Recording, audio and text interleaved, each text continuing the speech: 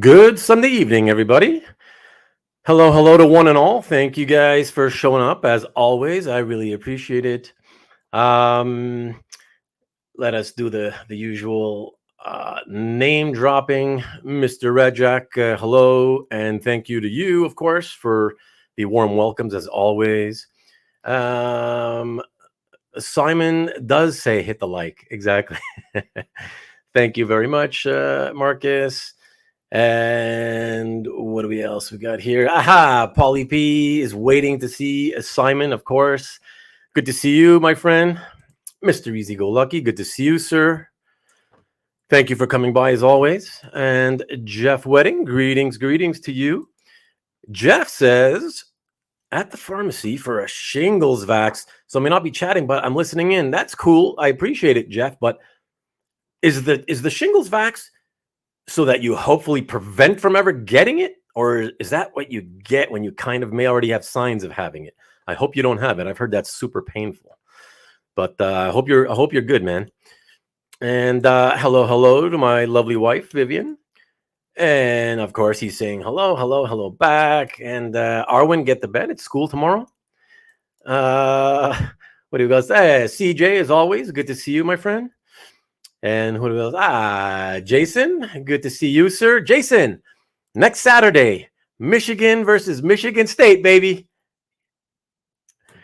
All right. The Rickster. It is showtime. And all the way from Oz, David Barr. Good morning to you, sir. Good to see you. Thank you for dropping by. John Brown, good evening to you, sir. What up, Iranga? Good to see you, my friend. And what does Marcus say? It's for people digging up old fossils and old diseases. It's specifically made just for him, right? Cool. All right, guys, listen.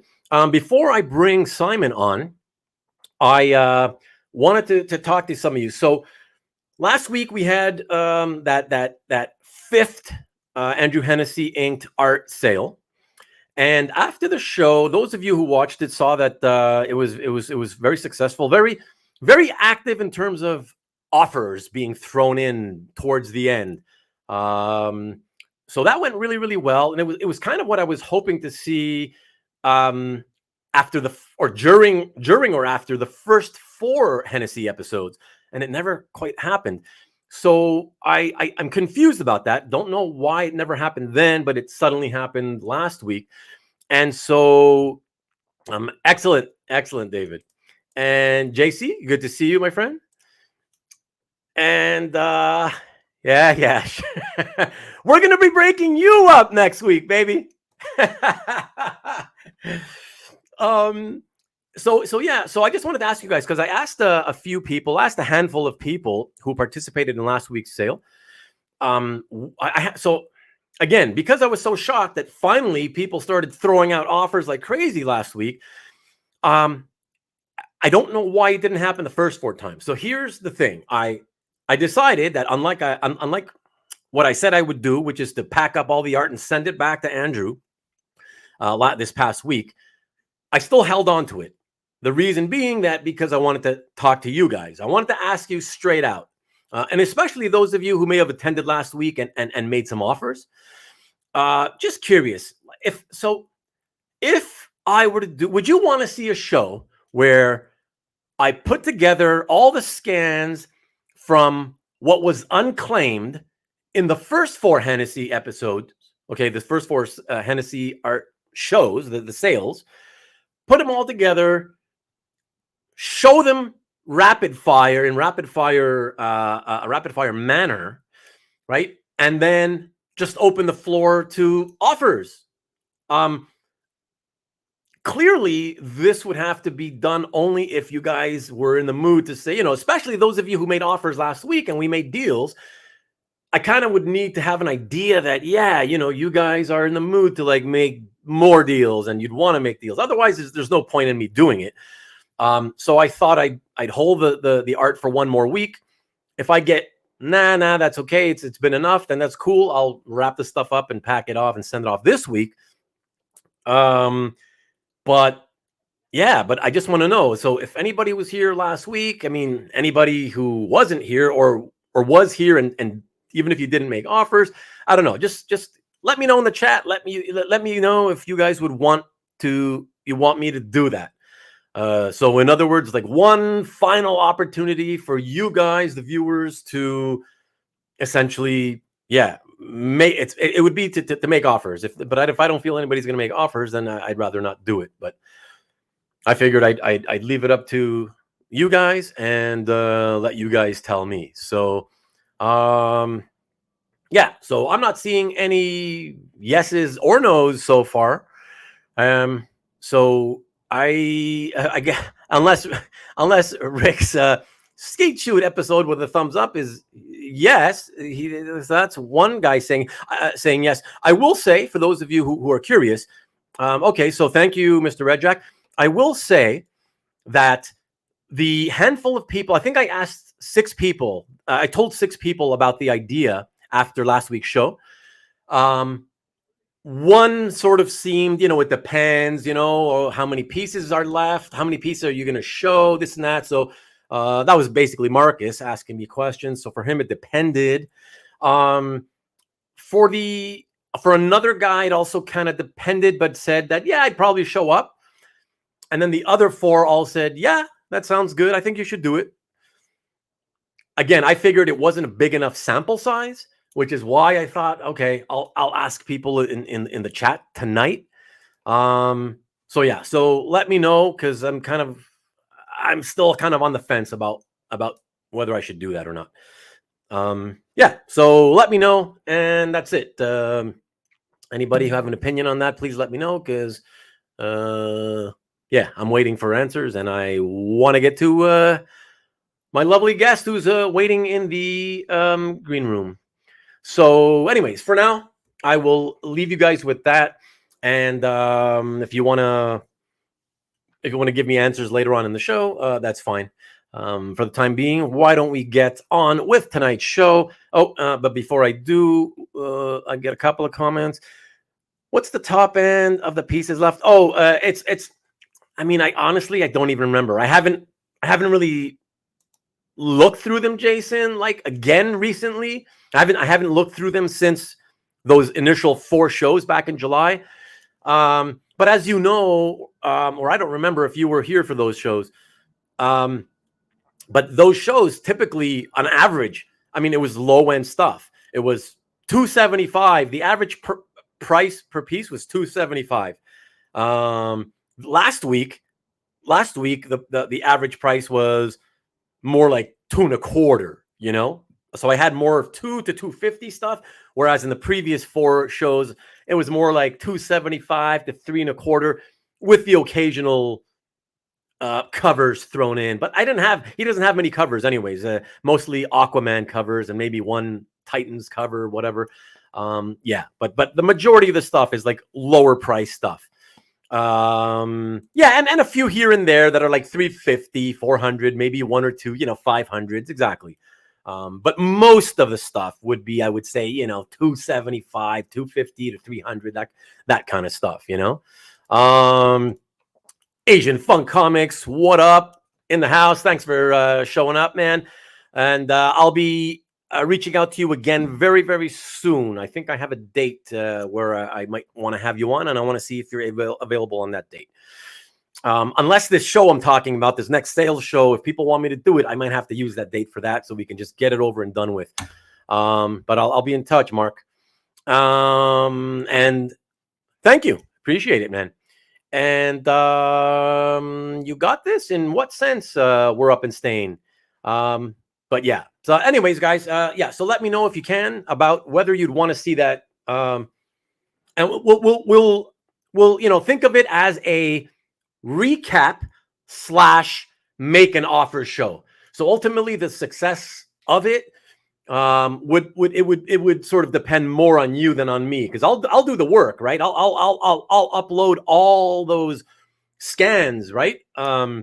The slides for all those pieces of the stuff we still have available. That's not a problem, and I'll do the show. But yeah, I mean, if after I show all the art, everybody just sits there watching, waiting to see if somebody's going to make an offer, well, the show's over, and it's kind of a waste of everybody's time, right? So So hold on a second. I'm being told by my lovely daughter that there's a question. Which one is it? Is there something you could do in terms of a flat rate discount percent for bundling? Example, 10% for 2 people, 15% for 3, etc.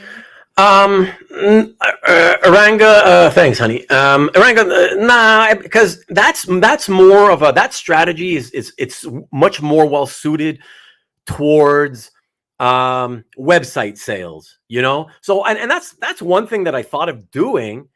I thought, you know, rather than do another show on YouTube, I thought, oh, you know, maybe I'll just post it all on my website. It's just that it's a lot more work to do it on the website. Um, and I thought, okay, yeah, whatever. Send out an email to the mailing list and just say, okay, whatever. There's a sale going on for this percent or whatever. But I don't know. The thing about doing art sales on YouTube, what I like about it is it my favorite thing is that it gives everybody, like, every piece has a chance to shine, so to speak, you know? So whereas art drops on websites, the behavior is typically that everybody rushes quickly. They scan really quickly to look for something that, you know, catches their eye quick. They try to buy it fast. They wait to hear back to see if they got it or not. And that's it. And they don't tend to have the tendency to go back and then take their time and look at everything else. So on websites, I find a lot of stuff gets sort of left behind and unseen, which is why I prefer live shows, because every piece gets the same amount of time to say, you know, here you go. And you either, you know, you want to buy it or not, or make an offer later on or whatever, you know, but at least every piece gets a little bit of time to shine. And you say also that way you don't have to dedicate an entire show to it. I don't think I'd go with that. If anything, Aranga, if anything, I think I would maybe still try the sales show on YouTube, and then maybe before sending it out the next day or two, putting it up in on the website and telling everybody, okay, everything left here has to go out this week. So for the next 2 days, it's X% or whatever, kind of like your idea, you know. But I'd still probably only follow that up as a follow up to a show. I think that would be, but that's how I'd prefer to do it. Is this a joke? I want to see a car crash when there are multiple combo offers. Huh? I don't get that one. Aranga, I think he could and should do better than 20%. I think I did. I think I did for you. Kavi, what is up, bro? Good to see you, man. And yeah, well, we'll see. Like I said, so I don't know. Southern Comic Geek, good to see you. So yeah, so I guess I'll have to I'll make the decision. I'll make the decision. I guess I don't know. Like I said, so far it's not a lot of people answering, but if I include the people I spoke with privately after last week, it's mostly on the yes side rather than on the no side. So I think I'll give it one last shot, I guess. I don't know. Yeah. Unless I get a bunch of people saying, nah, don't bother, I think I'll probably do it. And that doesn't even include the fact that I still have this pile here next to me for the stuff I haven't, offered yet.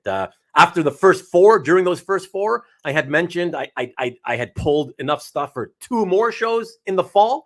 So the last week's was the first one, and I have some stuff that I could maybe do one more. I'm still not sure if I'll do that one. But I feel like maybe a recap, make an offer style show based on the art from the first 4 weeks, given what happened last week. That's the only reason I think I'd do it. And okay, I appreciate that, Paul. I appreciate that. And like I said, I'll still consider doing maybe that last one that I have stuff aside for. I'm still considering it. But you're the only one so far, Paul, that has said kind of like, nah, So we'll see. I'll think about it. Hey, Murdoch. And thanks, bro. I appreciate it. So yeah. So I guess I'll make the decision. Maybe I'll try it. And you know what? If it falls flat, and the people who all of you guys who were making all those offers last week, if you suddenly decide to not make offers once I've done this new sort of make an offer show, maybe, I don't know, maybe we'll just cut the show short. If it lasts half an hour, and we'll whatever, man, we'll just call it. But I'm not afraid to take chances. So whatever, we'll do what we have to do. Do a combo. Yeah, I mean, a combo with half fresh and half old. I would kind of rather, because if we're going to do both, I would still just rather do both and keep them separate. So that way everybody knows, okay, on this show, this is all, the stuff I haven't offered. And this stuff is, yes, it's all about, you've seen it. Or if you showed up at the first 4 sales, you've seen it. But maybe you were all too shy to make offers back then. I don't know. Given what happened last week, I feel like you guys were shy the first 4 weeks. I don't know. But I feel like I should do both. But anyways, I'll give it some thought, guys. I appreciate it. Yeah, but that's it. So, and look, there you go, Paul. See, and that's kind of another reason why I thought it might actually be an okay idea.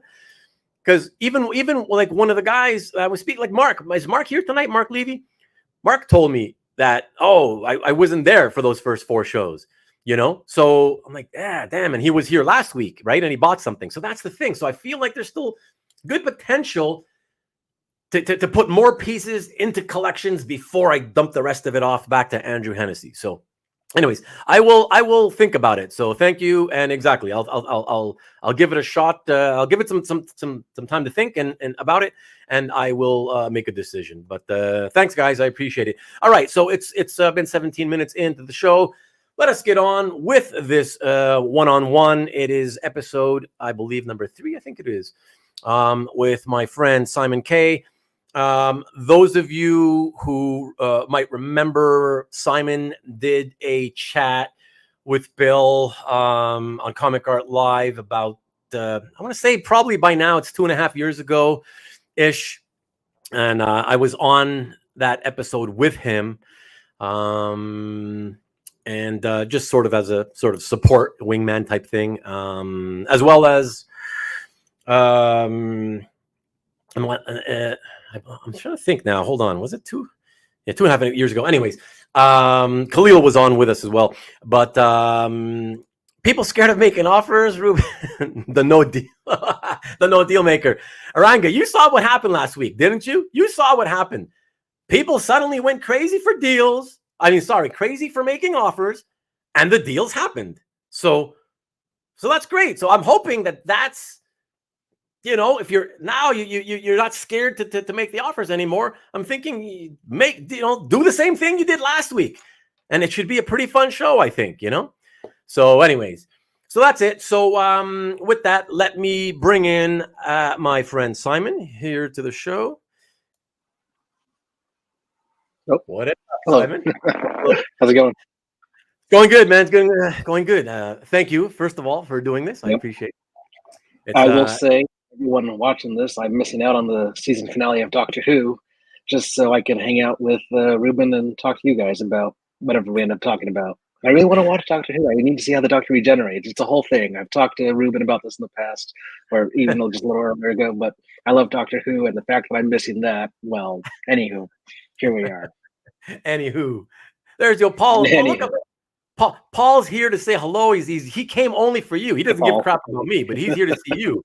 So Hi, I hope that was worth missing Doctor Who, especially since you're not really missing it. You're only putting it off for a while, right? Yeah, for a day at least. And look at that, our friend Mr. Red Jack Brian. Even he's saying hello. Look at that. He come here just for you, man. So I thought we would start off, man, with this chat by sort of. I wanted to sort of, for those people who didn't see your initial live YouTube appearance, at the time you were what, roughly 6 months in the hobby, 8 months? Was that about, or was it just short of a year? It was less than a year, I think. Just short of a year, I think. Just short of a year. Yeah. Okay. Yeah. Oh, that's right. Because when we first met, you bought something from me, and that was when you said, "Oh no, actually, that was at the time you said." You had you're the first guy I'm buying from or something, but something like that, right? And then first or second guy. You were technically the second, because I think the first person I bought from was on eBay. I bought a Mark Bagley Spider-Man page. Okay, but you're the first person to talk to and buy something from. Right. So yeah, Okay. so you hold a special place in my heart. I appreciate it. I appreciate it. And Maki Poo is saying hello to you too. Hello. Black glasses and blue We're both t-shirt. wearing blue shirts. Okay. And Yeah. and did you notice Yeah. our glasses are also kind of similar? Mine are a little I got a new narrower. pair of glasses, actually. Yeah. Yeah. But okay, and so then right. And so then probably like 8 or 9 months later, you did the chat online. Okay. And at the time, so I guess why don't we start off with this? I'd like to know, why don't you tell everybody what was your perception, I don't know how else to put it, of the hobby at the time, like when we first met, right? You Yeah. had been in barely at all, right? You bought a first couple of pieces. Let's say Right. from there until you did that first YouTube appearance. Okay. What can you tell us about what you perceived the hobby to be like at that time? So before, right when I was talking to you, I guess, and right as I was getting into the hobby, I thought it was very like niche, and that not many people knew or realized that art collecting was a thing. I think a lot of us have that experience where once we graduate from comics or looking to go to the next step beyond commissions, whatever, we somehow stumble upon original art. And we're like, how has this whole world been here this entire time and I not know about it? Which is what I went through. Um, and because I didn't know of any like art forums or like CAF at the time, or whatever, I'm just by myself. I'm like, I guess I'm the only one here who really likes art. But then I found CAF. I realized that some people start to collect it. Okay, that's cool. But I thought also that it was mostly just a way to find art to buy, because I didn't at the time. I didn't know how it worked at all. But I figured that out too. And so Right. over the course of months, I came to understand that it was pretty popular. And this was also before COVID. And that's important to point out, I think, because once COVID hit, there was an explosion, like with comics, like with lots of collectibles. Art was no exception. People were just buying it up left and right. Prices were going through the roof. So before that, it seemed pretty tame and like a normal hobby to engage in, I guess. But then once COVID hit, which I was unfortunate to be right there, starting right as that happened, then I really saw like how much people really loved art, or just how crazy they were by it for whatever reason at the time. Yeah. Can I ask though? Let me interject for a Mm. sec. What was it that made you notice that suddenly, oh, people are going crazy for this stuff? Like what did you see? Was it like an Prices, auction or something? I guess, yeah, auctions like Comic Link, Oh, Heritage, whatever it was. Because when I first started collecting, I think it was on Heritage website. I got a cover of the Ray and a few other pieces, and I got some stuff on Comic Link. Again, right before COVID, for reasonable prices, nothing too crazy. Like a New Warriors cover, Jim Lee Justice League page for pretty fair, I thought. But then something I noticed that prices were going up and people were bidding more and more and more. And I'm like, I can't afford a lot of this. Something's happening here. right. But also collecting comics, I also saw the comic market was also going crazy and things were doubling and tripling in price every week. So I'm like, something's going on. Um, but yeah, that's my answer, I suppose. Okay. No, that makes sense. Yeah. I have to be inquisitive, CJ. Oh, please. Good evening to you, Yeah. by the way. And Murdoch says, when people didn't have to pay for their commutes to and from work, wallets started getting bigger. Yeah, it's true, I guess. And no one had anywhere to go for 2 years because of lockdowns or whatever. Places were closed off in the world. Um, Nowadays, I'm sure all of you have noticed, prices seem to be, I guess, steadying on some level. Um, there's, of course, the expensive stuff is always going to be expensive, but everything else seems to be more moderate, at least getting back to what it used to be, or hopefully, who knows? But not everyone can drop $1 million on a cover or a page of something. So Right. hopefully those days are long gone. But in all fairness, though, I mean, it's not, yeah, sure, we all freak out over those types of numbers, but it's only the very, very few, tiny minority of pieces that are, you need to spend $1 million. Okay, well, okay, so I'm a big J. Scott Campbell fan. Some people love his art, some people don't. That's not the point. Regardless, I like it. And so I would like a good cover of his. During COVID, his covers were going for in the $20,000 to $30,000 range. Right. Lately, I've noticed gone back down to like the $10,000 range for some of the covers from like the 2010 early 2010 period. And that's just one example of one artist. Even some Jim Lee stuff has gone down a little bit from what it was during COVID to what it is now. So I noticed that prices are not as astronomical as they were. So hopefully that allows me to get some of that stuff, and hopefully that allows for you guys to get more stuff too. Right. Now, Maki Poo Poo says that it'd be interesting to see what happens to pieces during a recession. Now, I having been in the hobby since the I don't know, 25 years ago, 97, 98. I've in a sense, been fortunate enough. And there's a few guys in the live chat right now who have been around that long and longer as well. And so we have seen, and this I say this for your benefit, Maki Poo Poo. We have been the beneficiaries of living through the hobby during at least 3 sort of worldwide negative impact events. And I got to tell you, Maki Poo Poo, as shocking as those events were when they were happening, and they are as when they first happened, it didn't impact this hobby at all. It really didn't. So because of that, I keep saying I'm a convert. I'm sold on the idea that nothing can bring it down. Like, listen, I'm not saying there's no yeah, exactly, Marcus, exactly. So Marcus, like I said, Marcus has been around, I don't know, maybe even longer than I don't remember. What was your first year in the hobby, Marcus? I should have asked you that a long time ago, but he's been around a long time too, so he knows exactly. Those were the years, man.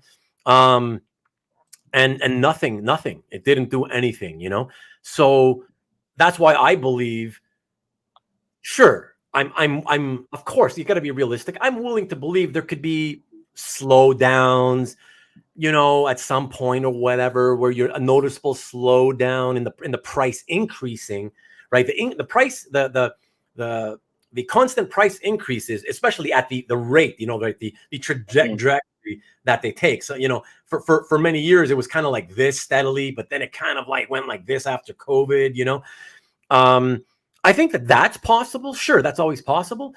Personally, my feeling though is that a lot of people, you hear a lot of the chatter online is, oh yeah, I can't wait. This can't go on forever, and it's a bubble, and there's gonna be a big correction. And that's the one thing I don't subscribe to personally. I do not see a correction. Now, having said that, I just want to say, just so nobody twists my words later on down the road, I'm saying an overall. When I talk about the hobby in general, that's what I refer to, right? So could there be, one type of art, right? Like art from this artist, for example, or art from this title or whatever, that takes a bit of a beating and okay, price is soft and stuff like that is always possible, right?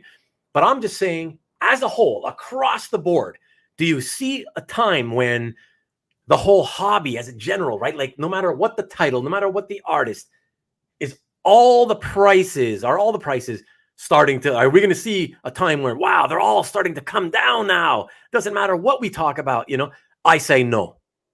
What do you think? So you think that this is the new normal now? The prices, they peaked, and now that's just where they're going to stay at for the most part, and we're not going to go lower again. We're just going to stay at these prices, and that's just going to become what we can become used to, I guess. I believe so. That's my feeling. NSN Art, good to see you, sir. Good evening. Thanks for dropping in. And the funny thing is, NSN says, the low end doesn't change much in a recession. I want to say something about the low end. It's crazy, like how this hobby is that 20 years ago or more, I would never have believed that the stuff that we used to call low end back then, right? Because everybody used to say, oh yeah, it's the good stuff. The good stuff will always, go up way more and higher than the lower end stuff. But the reality is that even the low end stuff from 20 years ago, well, it's become the high end stuff. it's yeah, like a lot of low end. Look, a lot of Marvel pages from the 1970s, from Daredevil, Hulk, Avengers, whatever, 20, 22 years ago. I mean, those were $125, $175, 150, 250 for like a kind of splashy page, and now it's thousands. So, the increase is literally 10, 20 times on some of these things, right? And other stuff that's considered way less interesting than that stuff I just mentioned, $75 pages. Now they're 400, 500, so even low end stuff over time will go up, and it has gone up. So, yeah, it's I don't believe in the big recession thing. Murdoch says, unless someone needs to get themselves out of a situation, prices really go down in art collecting, comic or fine art. Exactly. That's very true. I mean, and you're talking, Murdoch, about historical precedents which we have and we can point to, right? So that's very true. Marcus says some speculators did have to cash out. Sure, but it's never enough to where it affects, the market as a whole. So that's the thing about it, Jesus, good to see you, Jesus. It's been a while, by the way. If the movies are popular, that brings more people to the hobby and enhance the prices. That is true. Is that? But okay. So here's something that I've long considered, and do movies really bring people to the hobby? Like comic book collectors, they speculate when they see like a new whatever character is coming, like Red Hulk right now. People are thinking Red Hulk's coming to the MCU. Doesn't matter. It could be any character, whatever. So they collectors themselves, speculators, they run out and buy that copy in the assumption, I guess, my own personal headcanon, that when mainstream audiences see this character, some percentage of them are going to become so enamored with character A that they themselves are going to rush out to the local comic book convention or store and start grabbing the first appearance of character A. Yeah. But is that really the case? Or are they just going to the movie featuring character A and enjoying the movie and then are done with it completely until the next movie?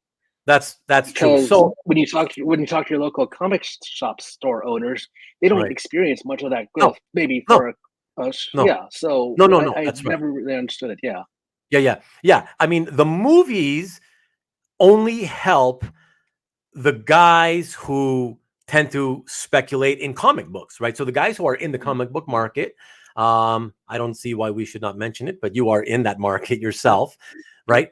And it helps those people, and I think you'll agree with that, right? The comic guys use the news, not even the movies and shows themselves, but the news about upcoming, character appearances in shows and movies. They use that information to their benefit within the comic book, speculative hobby, right? So it helps those guys. But no, if you're talking about like what a lot of people have asked over the years, there's millions of people who go watch, let's say, this current superhero movie, right? Millions. So does that suddenly make them become comic book fans? The answer is no. We all know that. I think most of us would agree with that. Like, yes, has it ever happened? Of course it's happened where, people went through a couple of superhero movies and, oh man, they loved it so much. They're like, oh wow, maybe I should check out some comics. Or maybe a friend kind of said, they talked to a friend and the friend said, oh, maybe you should try the comics. And so they went to a store and but we're talking about the sheer infinitesimally small minority of people, right? So we don't talk about those people. Generally speaking, no, it doesn't help. People, they're willing to go see the movies, and like you said, and then that's it. They move on to the next one, and that's it. They don't care to look for their adventures, in the published medium, So should the same then be true for the art then?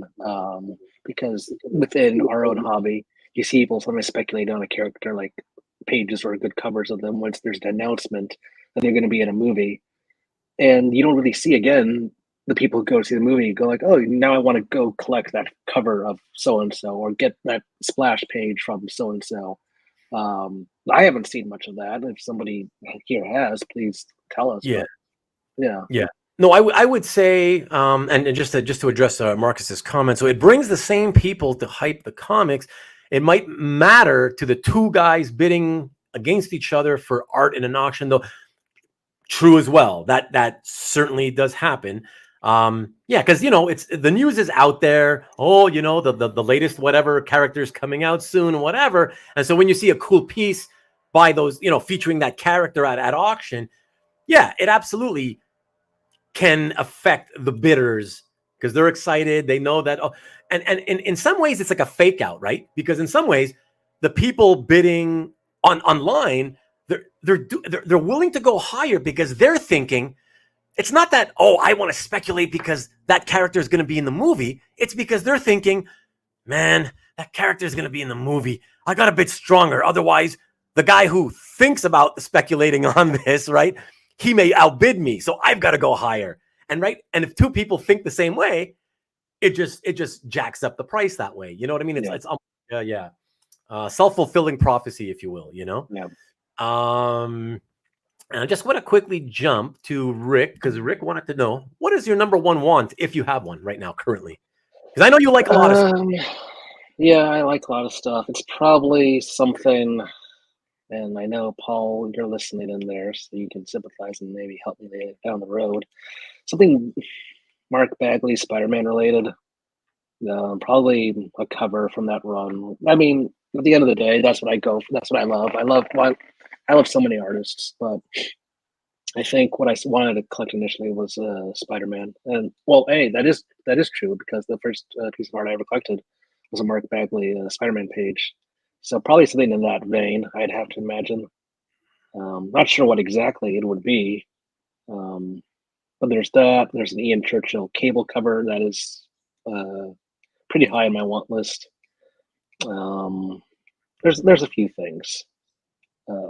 Not that it's on my want list, but as people may have seen on CAF, I've been collecting a lot of covers of the Ray. People have even messaged me about that, offering me covers, like to sell covers to me. Oh, really? I'm not even trying to. Or going out of my way to find them. I just happen to see them like on various auction sites, and nobody wants them. So I'm like, okay, they're super cheap. And I'm like, here's a nice looking cover up, right? And I just keep amassing them. And I like Jim Lee X-Men stuff, as does everybody really. Don't really have any of that. I'd like to have that sometime. Really good Andy Kubert X-Men page or cover would be nice. Stuff like that, I guess. Okay. George, hey George, good to see you this evening, sir.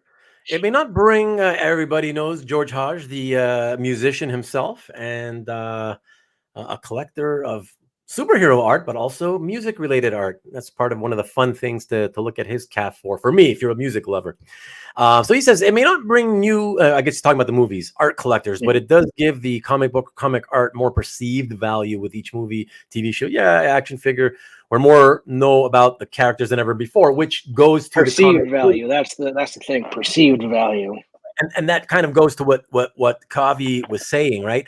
So movies help the general awareness of the IP, of the existence, right? And then the small percentage of those people who become a collector of anything, it grows fractionally. Yeah, absolutely. Very, very true. What do we have here? Number one Marvel fan, by the way, is a brand new subscriber. Thank you, sir. I appreciate it. And he says, this works this way for Marvel Comics, but not DC Comics. Movies and TV shows barely affect prices. Yeah, there's no spec on DC stuff. For whatever reason, Marvel is the king of that. Again, going back to comics, since that's just more easily relatable for some folks. Comic book speculation for Marvel is always rampant, but when it comes to DC, nobody cares. For whatever reason. And he also says that the most buying the high dollar art, they do so for the love of the artist, love of the comic they read many years ago, so nostalgia based. As a whole, mostly the older guys, the new jacks might go after art more because of movie. Yeah, I would say that often when you see people bidding up, the stuff that you could kind of tell when it's because of a movie or a show, right? Because it happens to, a piece goes crazier than ever right at the time that the news of this character coming out in a movie or a show happens to have been announced, right? So, and I would say oftentimes the buyers tend to be younger. So that's an interesting little thing to point out too. I don't know if it means anything. If it's just younger guys like to speculate more than older guys. I don't know. I don't know if it has any meaning. Hey, Scotty. So Scott says he's asking, I guess, when you said Yep. the ASM Bagley run, Yeah, Venom. the ASM Bagley run from the '90s, Venom, all that stuff. Yeah, that is when I see that, I go a little crazy in my head. I'm like, I have to have that. I don't want you guys to have it, even though one of you guys will probably end up getting it. But I still like to at least put in a little bit of a fight. And you can put up a fight. So let's not Yeah, pretend yeah. that you know you're not able to fight with people. Believe me, you can But fight. yeah, So we're up at yeah. Stain. With the decline in the popularity of the actual comics, the demand of the original art is bound to go down at some point. The demand for listen, the only thing I'll say to that, we're up in Stain, is to me, there's no sense in it really talking about, let's say, speculating about so far out into the future where it's beyond my lifetime. So I will say, just for me, in my opinion, that I don't agree with that insofar as my lifetime goes. Afterwards, so further down, I would say it's hard to say, right? But I would say maybe I would believe that and agree to that more like further in the future. But right now, I just don't. I'm I not can feeling believe, it. yeah, art. I feel is going to be popular for a long time. Like you don't see comics of the Mona Lisa or whatever, but Mona Lisa is one of the most popular pieces of art of all time. People still flock to see it whenever it's available. Right, So I guess it's somewhat the right, same here with comic art. It's not the same as comics. I mean, they are, but they're not. right. Because we're up in Stain. What I want to say too is, what's if you see the common denominator in comics are not popular anymore, but that's what's the common denominator there? It's that the prices have skyrocketed for paper and printing costs, right? And in all the decades that they've skyrocketed, the American publishing industry has not changed with the times. They have continued to use a delivery method which was invented for kids, for like literally 5 to 8 year olds. Okay. And they continue to use that method despite the fact that once upon a time at 10 cents, 12 cents, it was great. Any kid could afford it. And if they didn't have the money, obviously the parents could typically afford to give them a dime or, whatever. But when you are now at the point of $4, $5, and $6 for a children's, like, and let's be honest, it is. I know a lot of you guys still have a nostalgic feel for floppy comics, but it's just the mechanism is so childish. It's time to be rid of that. Like, they should have gotten, in my opinion, they should have got rid of that 25 years ago. They should have made the gradual change over to OGNs. Deliver the product by book type format, original graphic novel type thing. That's why I feel the American comic book market has stagnated for 30 years or almost 30 years now. I think that's the main reason. People do not want to come in and see what this floppy little thing, whatever, $5-6. I can get way better entertainment value for that kind of money elsewhere. I really believe you got to be able to sell it to them as a book. And I do believe that the reason that there is a market in children's sort of type literature, and it's offered in like small digest graphic novel form, and some of these authors, sell millions of copies, millions. Okay, they're not superheroes though, right? They're not superheroes, right? But it's still comics. It's still panel to panel storytelling, but they're sold in book format. So you guys, The comic format itself does seem very inaccessible for lots of people for a myriad of reasons. I feel like the only people who benefit from that these days are speculators and people who collect it just to collect, or again to make some kind of money off it. Yeah, yeah. I mean, so that's it. So that's what I'm saying. That we're up and staying is it's. Listen, I believe that the American comic book, the floppy format, is going to die eventually. Whether it's because sales just drop off a cliff where they can't afford to do them anymore, or because the publishers finally get around to smartening up and realizing it's not an accessible format. You can't take it and then once you're done, shove it on your shelf. you've got to bag and board it. Like, you know what I mean? It serves only the collector types, and not everybody wants to be a collector. Some people just want to read, you know? So I think it's going to happen. And I think because of the movies, television, all that, and I think eventually publishing will just change. The format will eventually change, I believe. And so these characters will still be around. The IP will be around. And therefore, I think the demand for the art will continue to be around. So that's my view on that, you know. Jesus says, I think that goes back to the popularity of the movie as to why DC art does not. Yeah. And, you know, I mean, come on, it's always been more, you know, Marvel versus DC, certainly for the last 40 years. With comics and whatnot. So that kind of follows suit, you know. And hey, Neil, good evening, sir. Thank you for coming by. Hello. And yeah, let me see what else there is. See if we get any more interesting comments or questions. Comic art will grow because of the movies and TV shows as the stories of the old become movies. Interesting. That's partially true, I would say. Warp Stain says, even though the art is generally better now, I don't think anything is really iconic or collectible anymore. I mean, you got your right to that opinion. I don't agree, man. I don't agree. So we're up in Stain to the art is trash here these days, but some would just a lot of people, you know, that's a tough call to make. It is. It is. Yeah. So matter of opinion or personal preference, I think. Like I like a lot of modern art, but it's hard for people, for example, to appreciate Jack Kirby just because of the bombastic kind of cosmic world of that art. But some people would say that he's the king, and that it doesn't get any better than that. Some people would say Jim Lee's the best there is. There is no real right or wrong, but it's hard to say that right now is the best time of art, definitively. Yeah, and look what David, our friend in Australia, says. The comic prices are too expensive, which, you know, we've all known for decades. Here in Australia, we pay double the U.S. price. I mean, exactly. That's my point. Here in Canada, it's not quite double, but, you know, whatever. I think in the United States, if it's $4, you know, here it's always going to be $5 or between $5 and $6 or whatever. So yeah. it's just too, even in American dollars, it's too expensive. We're adults. We're grown adults. Having to read stories 20 pages at a time, that's another thing.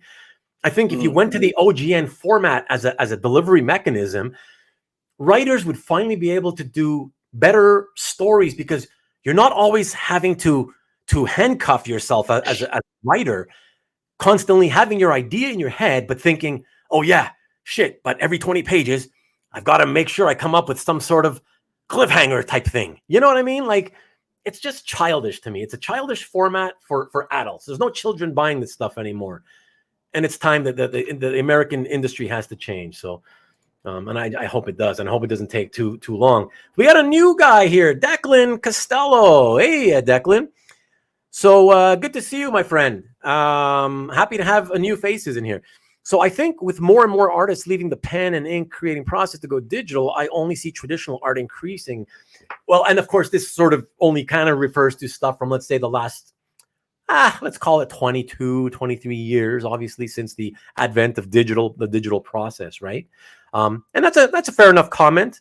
That's a fair enough comment. Although I keep saying to that argument, I feel like I have to keep bringing up the point that if you really, really look around and like if you counted how many, just the mainstream, let's say Marvel, DC, and you count how many books they publish, and if you really took account, which I admit I have not done so, but if you just try to look at it carefully, and you look at the artists who do every book, and if you kind of come up with the number of guys artists who are purely digital now, I have to think that it's still an overwhelming minority as a percentage of the overall whole. Would you agree with that, Simon? So my only real experience with digital stuff is when I'm looking for art to buy and I see somebody has it only as available as like an artist proof or whatever. And then I'm like, no, I'm not interested because it's not the original pen and ink or pencil and ink, whatever. Right. But I mean, what Declan is saying, though, all he's saying, the point he's trying to make is simply that he feels that Whereas some people are saying, oh, well, you know, the comic book hobby itself, it's all small and shrinking. And therefore, if that keeps shrinking and eventually, what if it goes away? Or if the movies go away, let's say, then you know, then who would want the art? You know, and I guess There's still going to be collectors and people who want the art. There's people who want all kinds of stuff. Yeah. From There's people who want all kinds of stuff from 150 years ago or you know, 200 or 300 years ago. Yeah. Or whatever. Yeah. Yeah. People like old stuff. People appreciate history, right? And picking historical pieces of things. So I absolutely agree with that. And so Kavi says, I don't think anyone buying comics 40 years ago thought the art would have value today. 40 years ago, you're right, Kavi. That's true, because I mean, a lot of the artists, you could find them at conventions, and the pages were, you know, between $5 to like $20, depending on the artist or whatever. I mean, then when it comes to collecting anything, there are still people who think ahead, like, what's this going to be worth? Even if you're talking about in the 60s or 70s, you still had comic book conventions, and you still see people trying to preserve their comics. They didn't have bag and boards, but they're trying to keep them in good condition because they sensed or hoped that maybe they'd be worth more down the road. So there's always people like that, but yeah. Ooh, and look, we got Jesus making a good point here. So Jesus, I've only seen your picture, so I'm thinking you're, you know, closer to Simon's age than my age. And I agree. There was a time back, like when digital comics started, where I was like, who's gonna want that shit? Nobody's gonna want that crap, you know?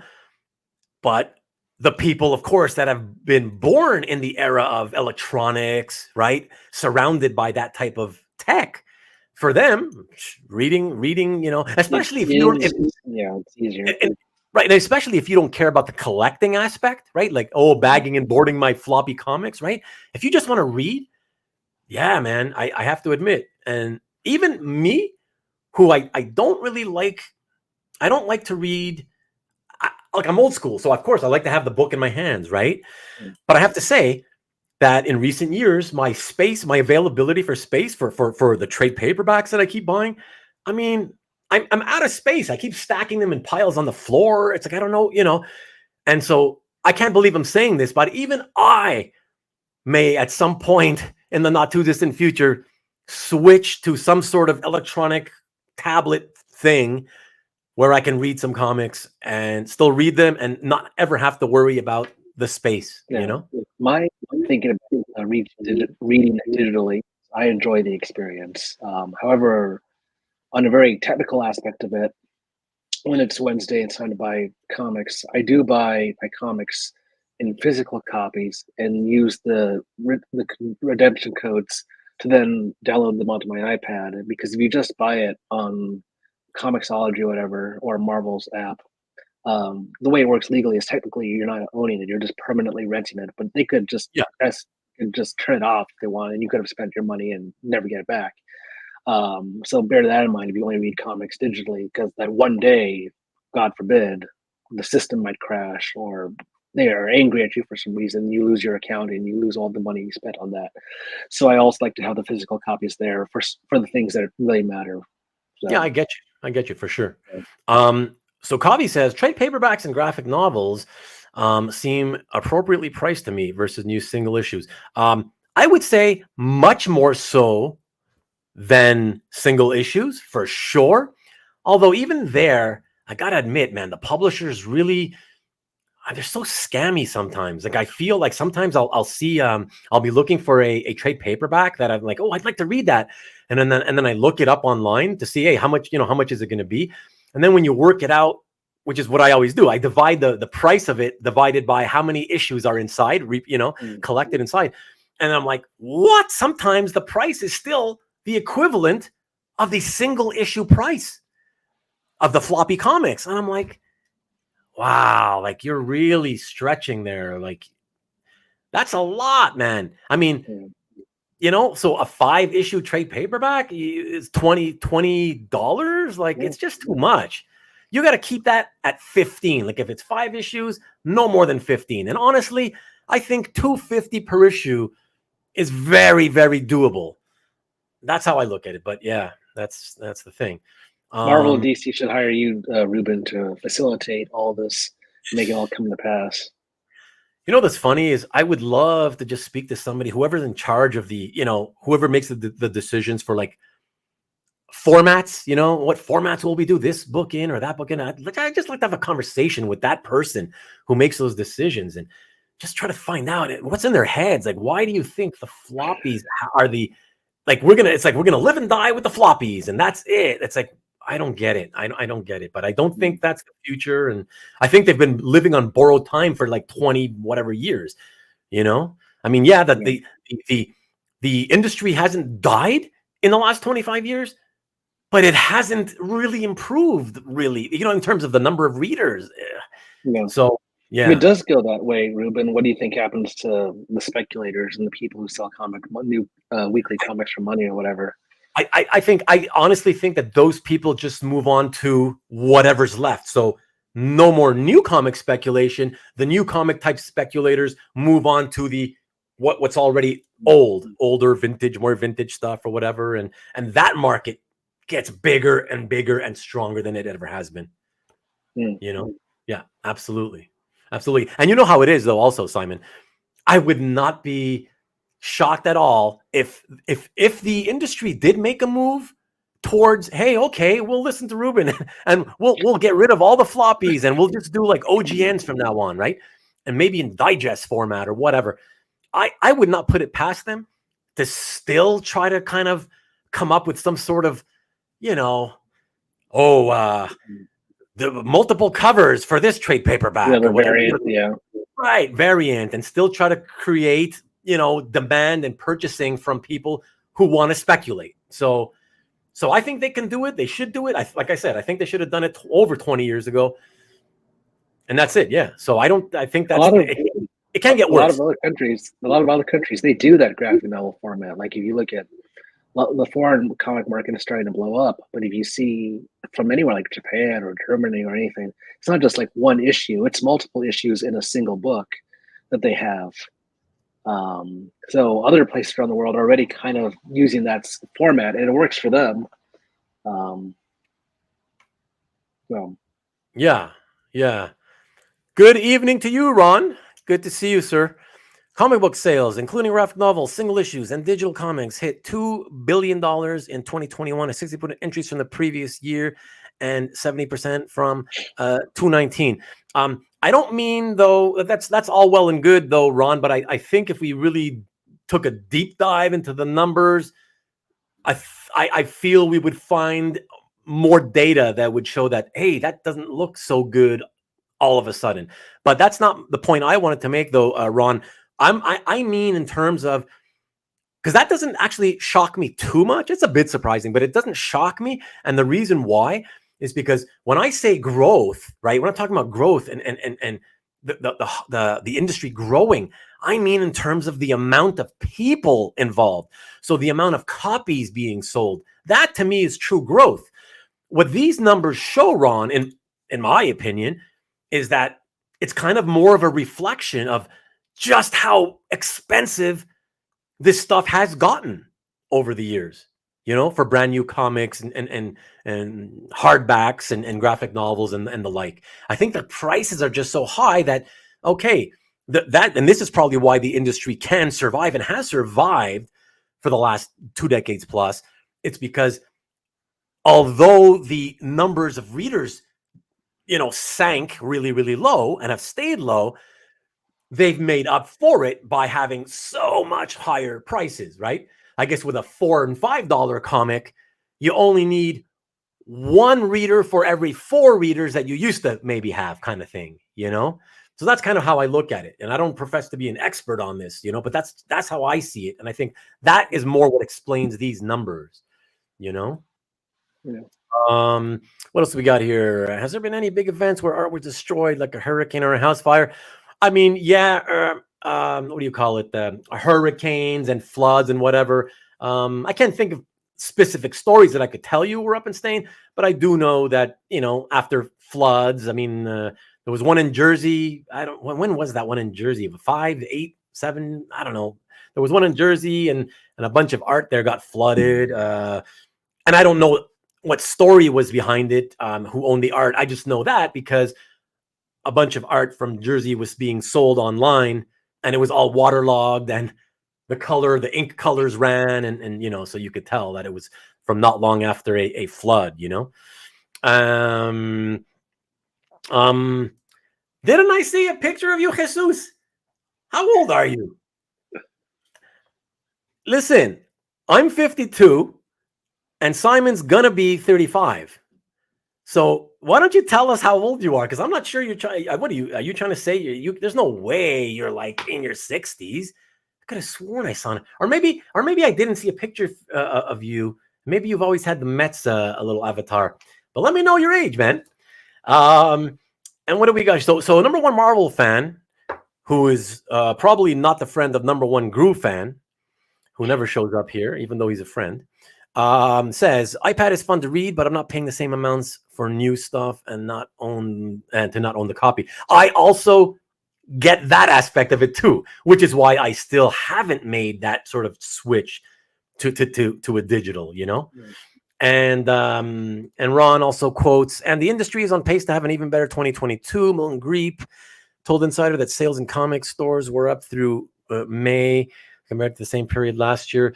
Yeah, again, that just I have nothing more to add to that, Ron. And I appreciate, by the way, you giving that information. I like to hear stuff like that because it's positive, right? It sounds positive, but like I said, I wonder if some of that is also like variant covers and stuff like that. Oh, it's all included. It's all included. Yeah, those numbers include everything, Yeah. So when it Yeah, includes yeah. graphic novels, comics, or whatever, so under the heading of comics, well, it's Graphic all novels are doing really well because, but individual floppy comics, they don't. I don't know, but they don't seem to have some kind of renaissance at the moment, to my knowledge. Yeah. Is readership higher or higher prices propping? Yeah, see, Marcus is sort of saying what I'm saying to Ron. That's what we, I guess, feel together, right?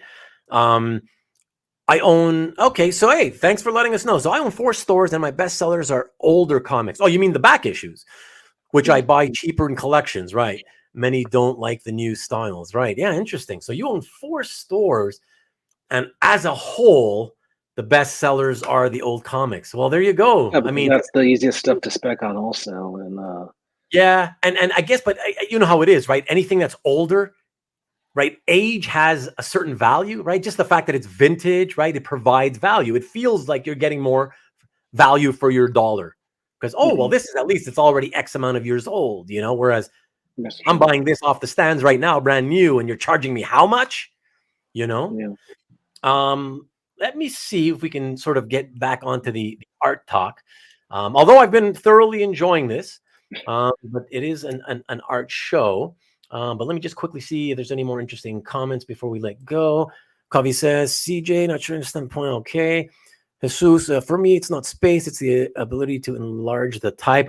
Okay. Okay, good. Okay. That is important for some of us as well. Ron's dropping the facts on us tonight. He's not giving up. Yeah. So there you go. So he's including everything. Grew in 2021, signaling strength across the industry. Okay. I mean, you can only hope, right? I don't want it to fail. Believe me, Ron. I want it to be good. The only thing I really wish would happen, to be honest, even if it didn't increase the readers, although I believe it would, I really think it's, like I said, time to get rid of the floppy format. It's a mechanism that has outgrown its usefulness ages ago, decades ago. That's the only thing I wish that would change. So yeah, look at where Up and Saying says $150 for a 30-issue omnibus is a bit much, and it's true because now you're deciding, okay, I'll buy in volume, right? I'll buy in volume. I'll buy 30 issues. How much discount do I get? It's still $3 an issue. That's crazy. It's still too much, right? But you can't help. I'm a sucker for omnibus. I always buy them whenever they come out because they're just so cool. Yeah, true. But Market says though they can get discounted, and it's true. Yeah. And some stores will give discounts anyways, so it's good. It's good to look around for sure.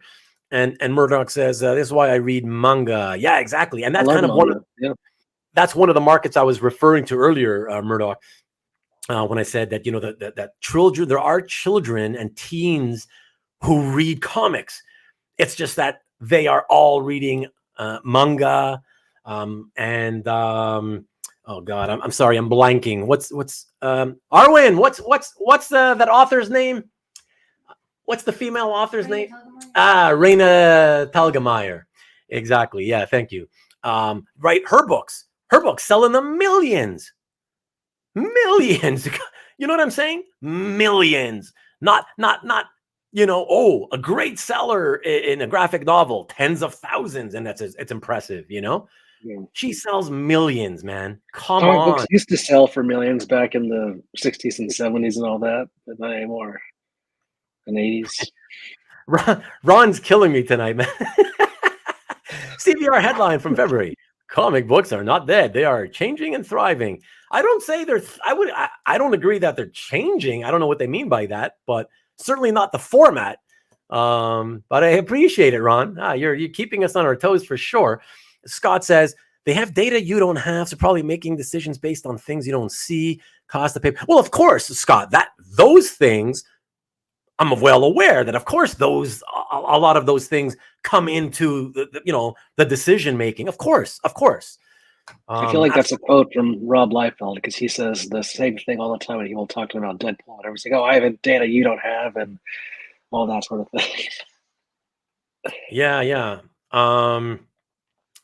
And Ron says that manga is driving the increased sales. Oh, wait a second.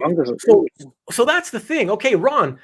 So when you dropped all that knowledge on us, those numbers also included things like manga?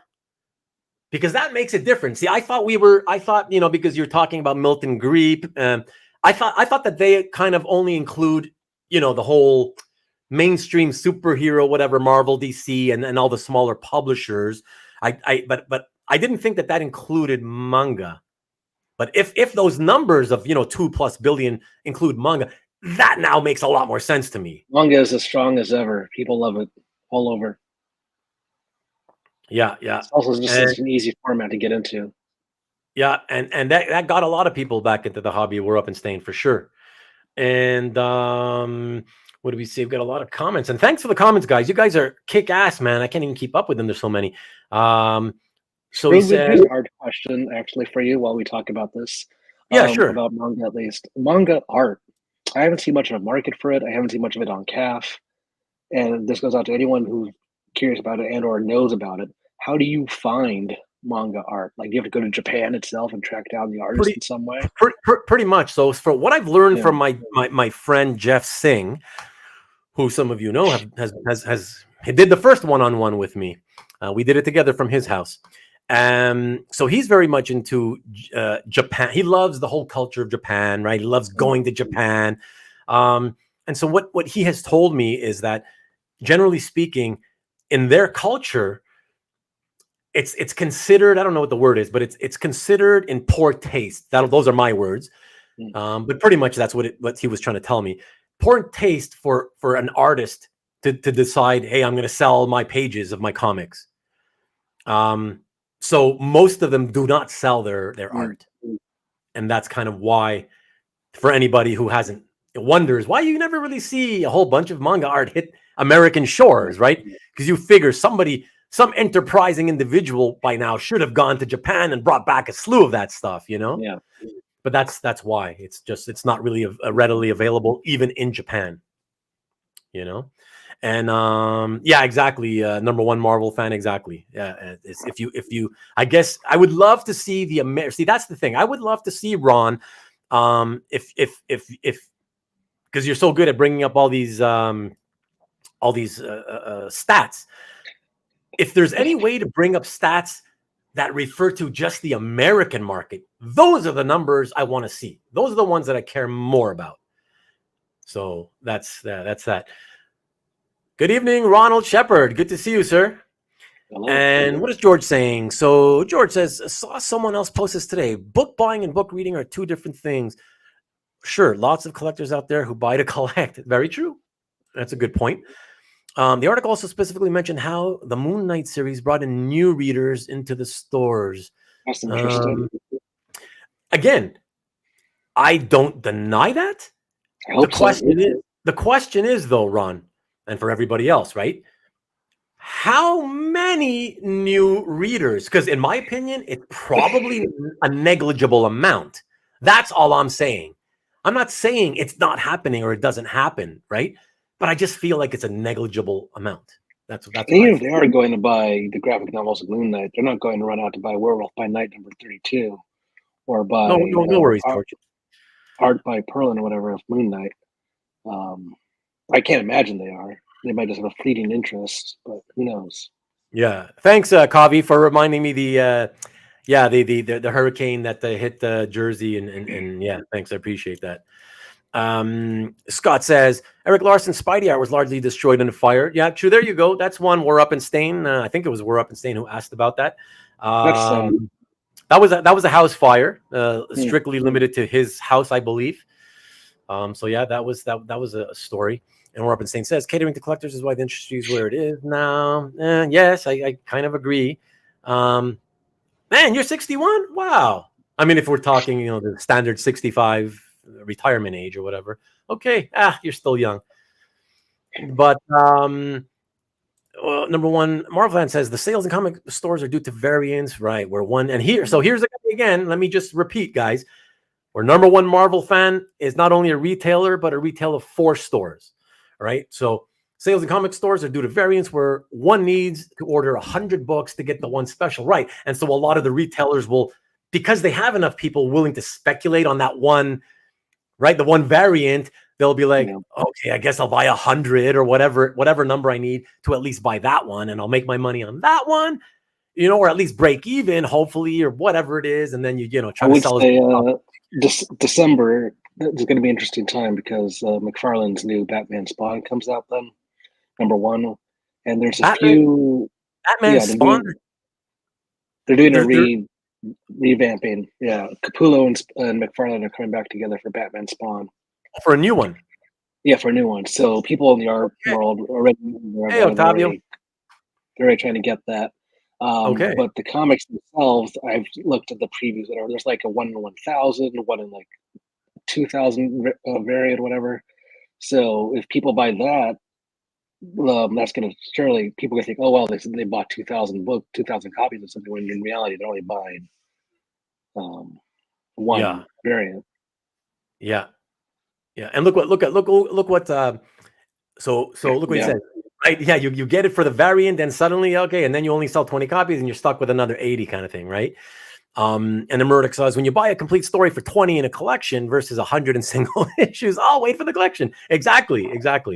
Ron says us old guys like to shake our fists and lament at the industry, but it's doing fine without us. I mean, but it's not without us. I mean, it's not. I mean, I know it's not without you either, Ron, because I'm pretty sure. Don't you buy? I mean, I know I see you always posting, the CGC books, right, from your collection on Insta.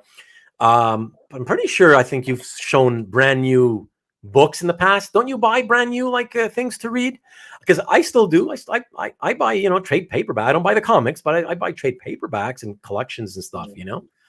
I have noticed a lot of younger folks are buying trade paperbacks. Like a lot of the Gen Z, as it were, the 20-year-olds and all those guys, they aren't buying the floppies.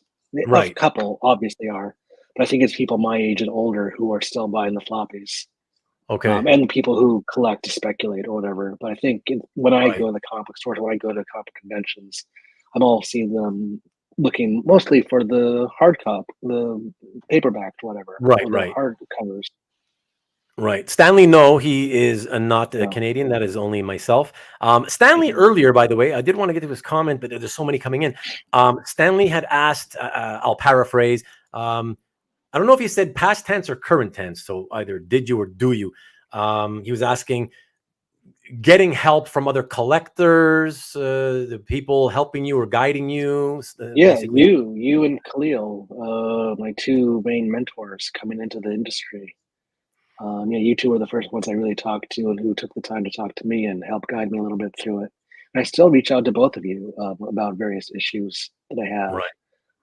Khalil, I talk to not as much as I used to, but if ever anything comes up, I always text him and ask his opinion. or I email you and we talk about it. So yeah. Yeah. And okay, what else we got here? Man, I got to catch up to the Oh yeah. comments. Okay, so Ron says, "Don't buy too many new books." Okay, no worries. But every now and then, right? You're probably like me. It's not like I'm buying them every week, you know. But when I buy, it's definitely trade paperback. It's book format, never floppy, brand new floppy Yeah. comic. You know? So Maki Poo Poo says most guys I see at Midtown Comics are older. At the stores, I only see the Not older kids. folks for the most part. At conventions, sometimes I see kids going around the dollar box and whatever, which is always fun to see. And interestingly enough, and I like to see how a lot of young kids, especially boys, like between the age of 9 and 12, I've noticed they're always looking for Venom and Carnage comics. Okay. Just they just love it. And I've been to multiple conventions in the past year where somehow I just come across these small kids who are just looking for Venom and Carnage related stuff. So that's still a thing that they are excited about at least. Right. All right. So Simon, let's move on Hmm. to boy, we did a lot of talking about comics, which is cool because I always feel that pressure to talk about nothing other than art, art, art. And then a couple of weeks back, you know, we got off on a like 30 or 45-minute tangent talking about the shows and the movies and stuff. I gotta say, even I technically usually prefer talking, you know, about art. There's only so much you can talk about art though, right? And Yeah. it goes hand in hand. So I still do like to go on tangents occasionally and talk about, you know, the related things like shows and TV. So this time we talked about the industry because hey, without this industry, the comic book industry, Yeah. the art doesn't exist and we wouldn't be here talking right now, right? So I mean, yeah, new art still keeps coming out because comics are yeah, still a thing.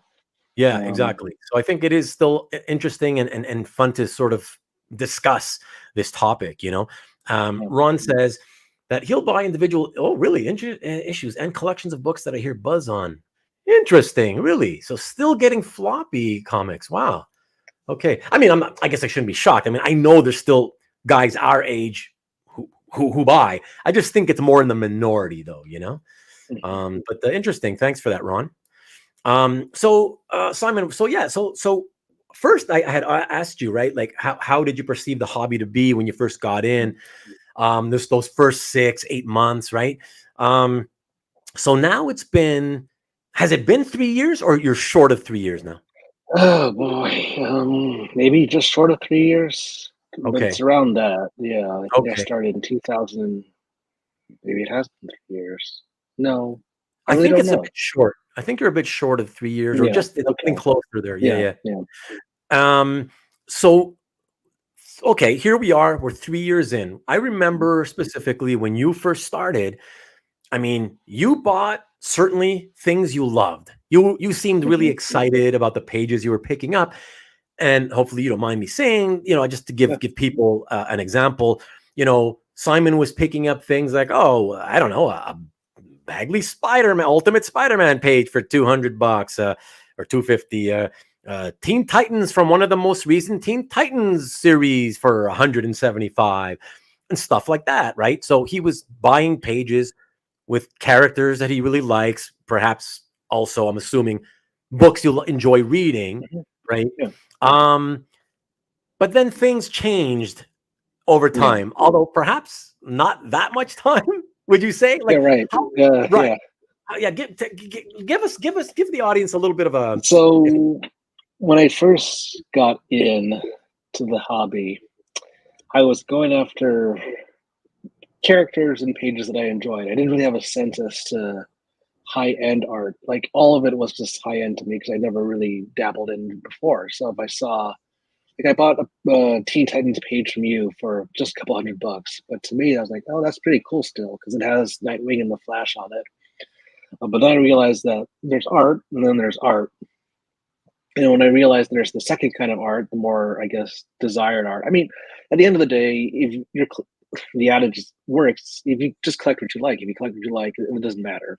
If you're happy with it, if you're happy with a $10 page, great. If you're happy with $1 million page, great. But if that's what makes you happy, if you like to collect, I don't know, the character Sludge or whatever that Aaron Lepresti worked on in the '90s, and that's your thing, and pages are only $20 worth $20, then that's all. Go for it. But me being a bit of an elitist snob, also, I also want the. At When least I you realized admit it.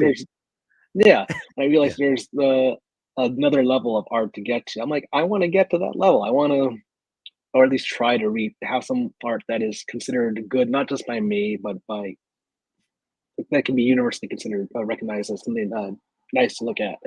Desirable by the masses, can we say? Desirable by the masses, but also I'm not going to go out of my way to buy something that's $100,000, but I am going to go out of my way to buy something of a character that I enjoy, by an artist that I enjoy. Um, there are some artists who do characters like Spider-Man. I love Spider-Man, but some artists I don't enjoy their art, so I'm not going to go and buy their art, even if it is Spider-Man. But some other artists, like Mark Bagley, whose art I adore of Spider-Man, I'm going to seek that out like a bloodhound. Um, so yeah, so I guess my tastes refined is another way of putting it. From just wanting everything like a kid in a candy shop and not knowing how to differentiate, not having yet a palette for art, to slowly or quickly, I guess, growing and realizing what is worth collecting and what isn't, what's worth spending dollars on and what isn't. Look, Um, yeah, you see what happened? yeah. So these Thank days, I like to be very selective in what I buy. Um, I'm not just trying to buy like 10 things off the next Comic League auction or whatever, or 20 things. Like I remember when I was first getting into auctions, I would email Ruben lists of things that I wanted, pages that I thought looked really desirable to me, just because of the wow factor. I was still new to it. I'm like, the fact that these things exist, it's just blew my mind. So it's sent him pictures and screenshots of all these different pages. He's like, well, let's go through them one by one and see if you really want them. um, which is what I do myself now, personally. I'm like, do I really want this? It's cool, but is it actually worth having? For me, at least. For somebody else, it is, and that's good for them. But for me, is it worth it? Does it need to be a part of my collection? Because with most people, my money is not infinite. So even if I just spend $500 a week on just a relatively decent page, that still adds up, and I could use that same amount of money to something that, in my eyes, would be more worthwhile. So that's where I am now, as opposed to where I started off. Okay. Hold that thought. I just want to quickly give a plug to Nick since he was right here. Everybody who, for those of you who don't know, Nick Barucci has a very fun sales show himself on the EXP. That's the name of his channel. You can see it there on the screen. It is www.youtube.com/the EXP.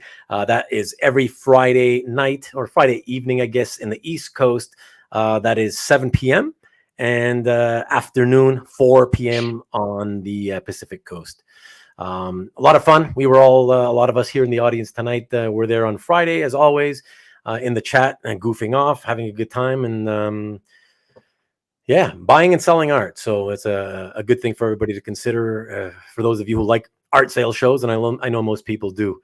And most of the art is affordable with occasional high-end art too. So check it out, youtube.com/the-exp.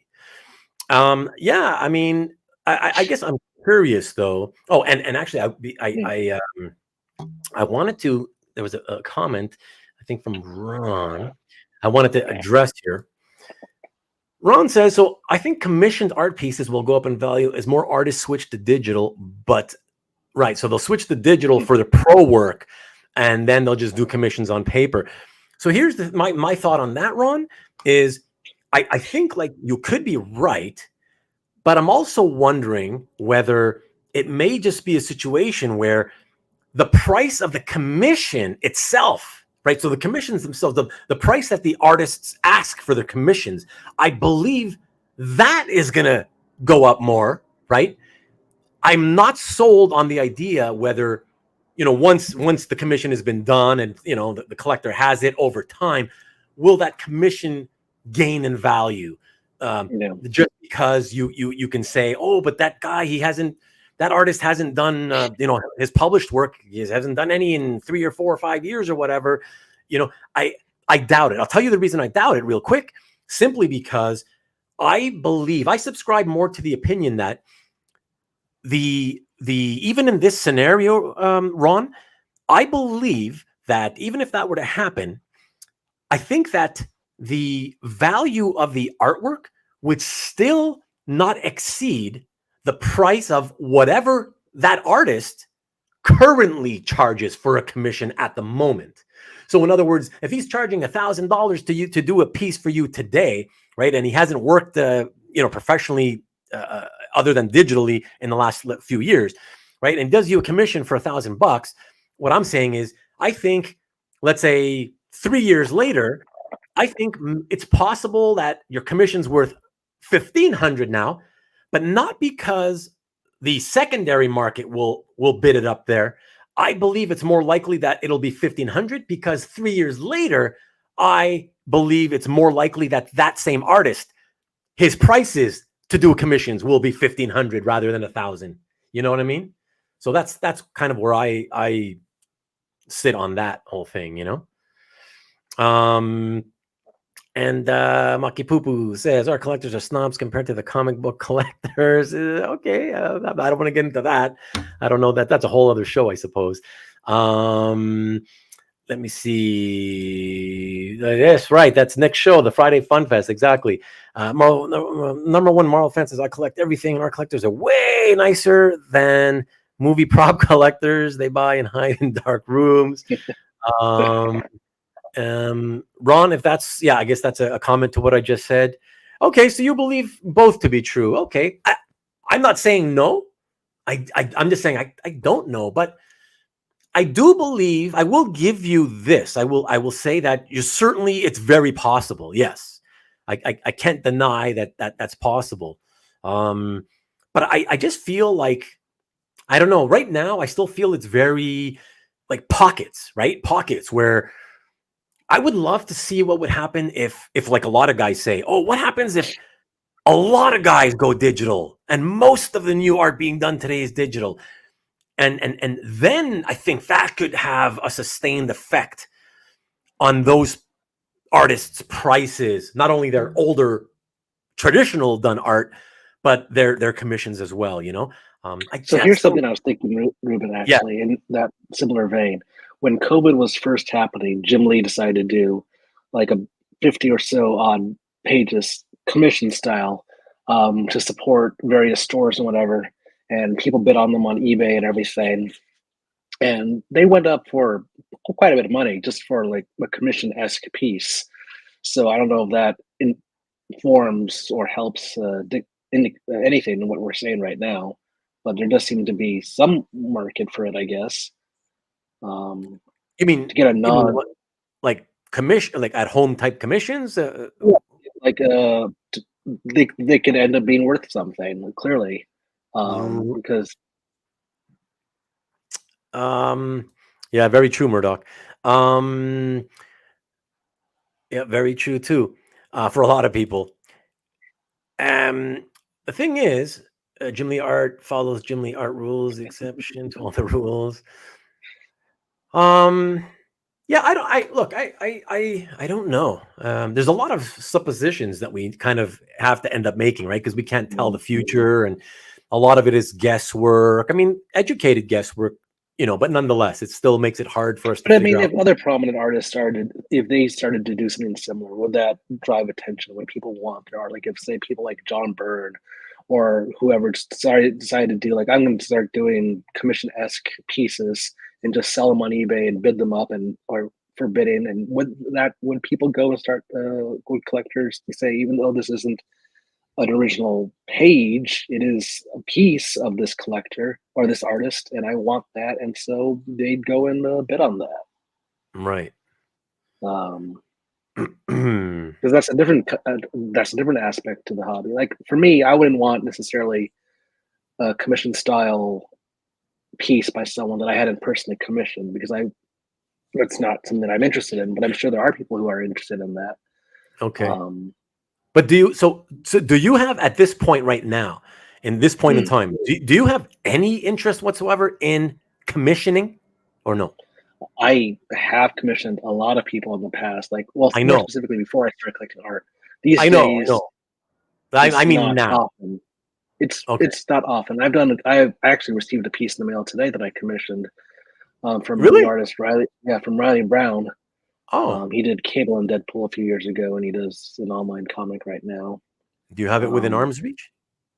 I can get it in 2 seconds. I'll be right back.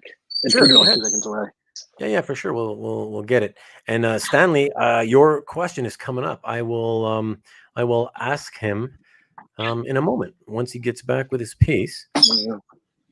So this was part two Yeah. of. So I've been doing a thing with them. I'll show it first, and I'll explain it. Mr. Sinister, Okay. X-Men, Oh, and X-Men. and Oh, and Superboy. Superboy.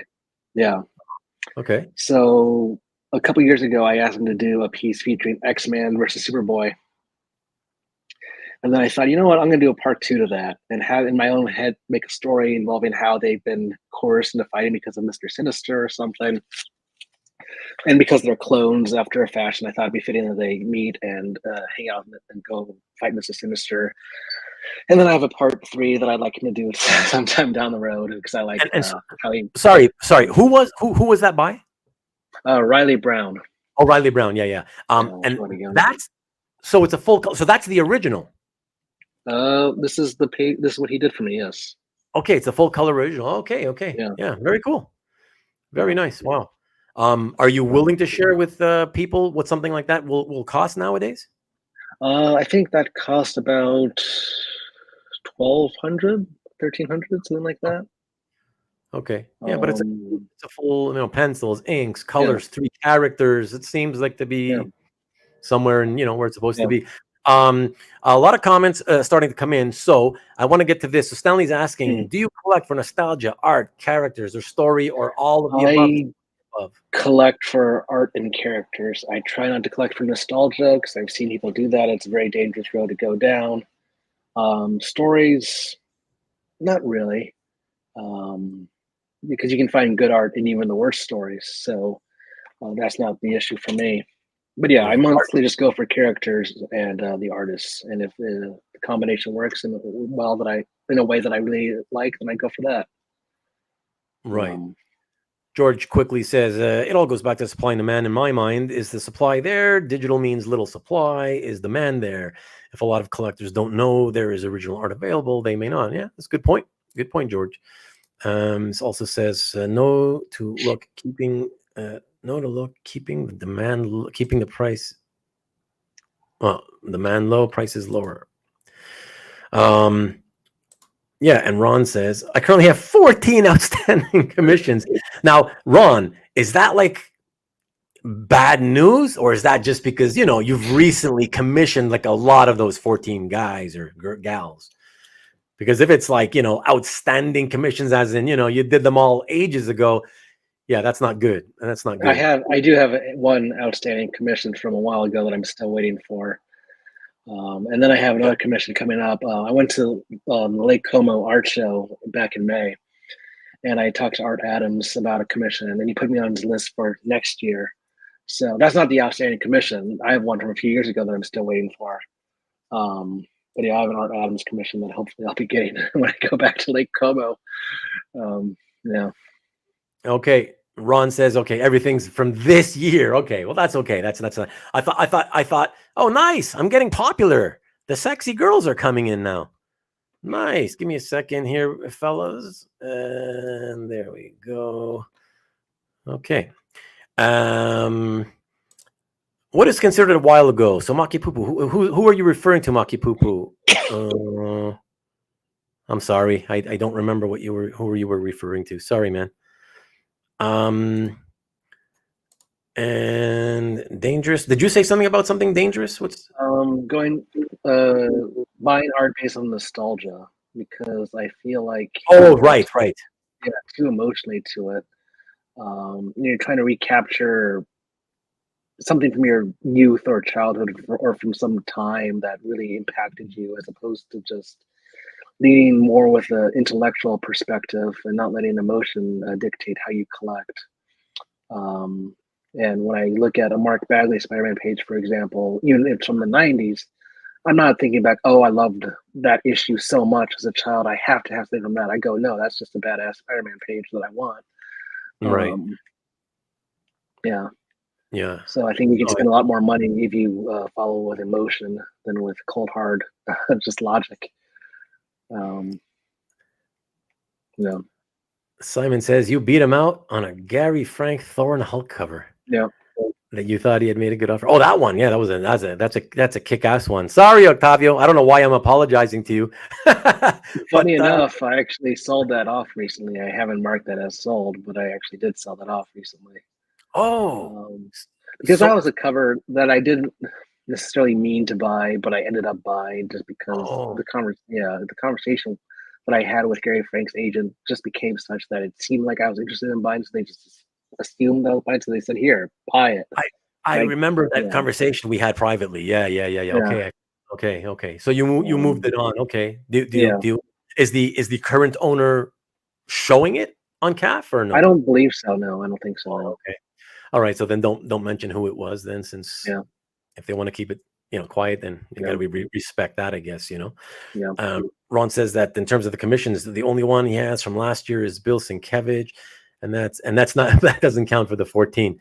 Yeah, if it's from last year from Sienkiewicz, you should see that, I would think, by about 2032 or so. Sorry, Bill, it's a joke. It's a joke. Well, not a joke. I know many people who waited 8 or 10 years or whatever from Bill, but yeah, hopefully you have better luck than them, Ron. And Ron also says, Felix Liu made a good point on his unboxing show last night. People who collect commissions love the art.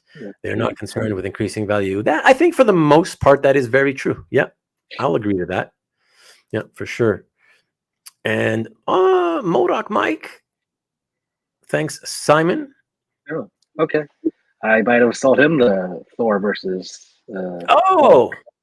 First of all, Modoc Mike, as far as I remember, it's the first time you've been in, at least commented in one of my shows. So I think so, right? Either way, if I'm forgetting him, I apologize. But good to see you. Thanks for dropping in. Appreciate it. Yeah, and that's pretty cool that he came in. The guy that you sold the piece to came in. So as long as you love it, Modoc Mike, hey, that's what counts. That's what it's all about. Never say never in this hobby. That's the nice thing. Sure, it's true. Show up. Yeah. Things come around again and whatnot,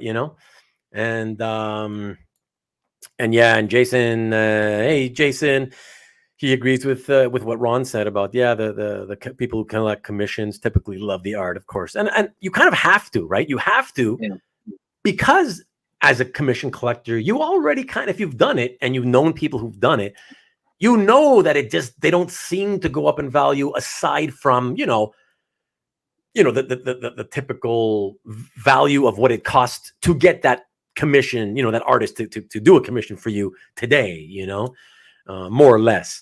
I mean, you think about it, commission collectors and everybody, I think, who's been around any number of years, a lot of which are watching right now, with commissions, how many of us haven't seen like an infinite number of like commissions from the 80s, right? So we're talking early 80s, let's say, so 40 some odd year old commissions from guys like George Perez, and yes, granted, they weren't the greatest, especially when you look back on it now. They're not the greatest or whatever, but it's still vintage. It's still George, right? And they're cool. They're still cool. And yet you can still buy those like single character commissions that he might have done at a convention, and you'll see them on eBay, you'll see them at auction, and sometimes they still only sell for a few $100, so it that's the thing, so commission collectors are kind of used to the fact that they don't go up in price. All right, thanks for coming in, Ron. I appreciate you tuning in for the time that you were able to. I appreciate it. Have a good dinner. And thanks for dropping all the facts earlier about the industry. Appreciate it, man. Right. And in a sense, says that commission collectors are typically buying the art unseen. Well, sure, if you're the one, buying commissioning the artist yourself, exactly.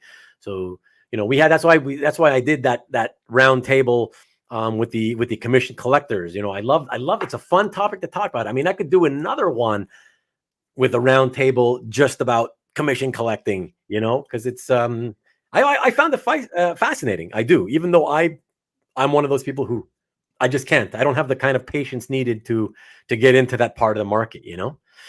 Definitely not an investment vehicle, Marcus. That's for sure.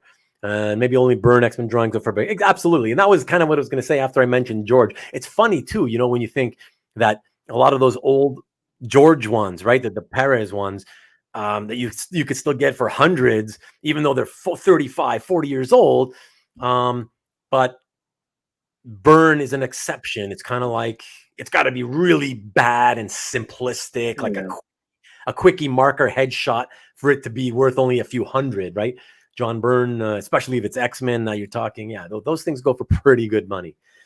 Still, in comparison to Byrne's similar era published art, it's dirt cheap, right? If you just compare the price of commission to published. So why would you like? I guess at the end of the day is what we're coming down to. Just if you like it, and who's to say why not?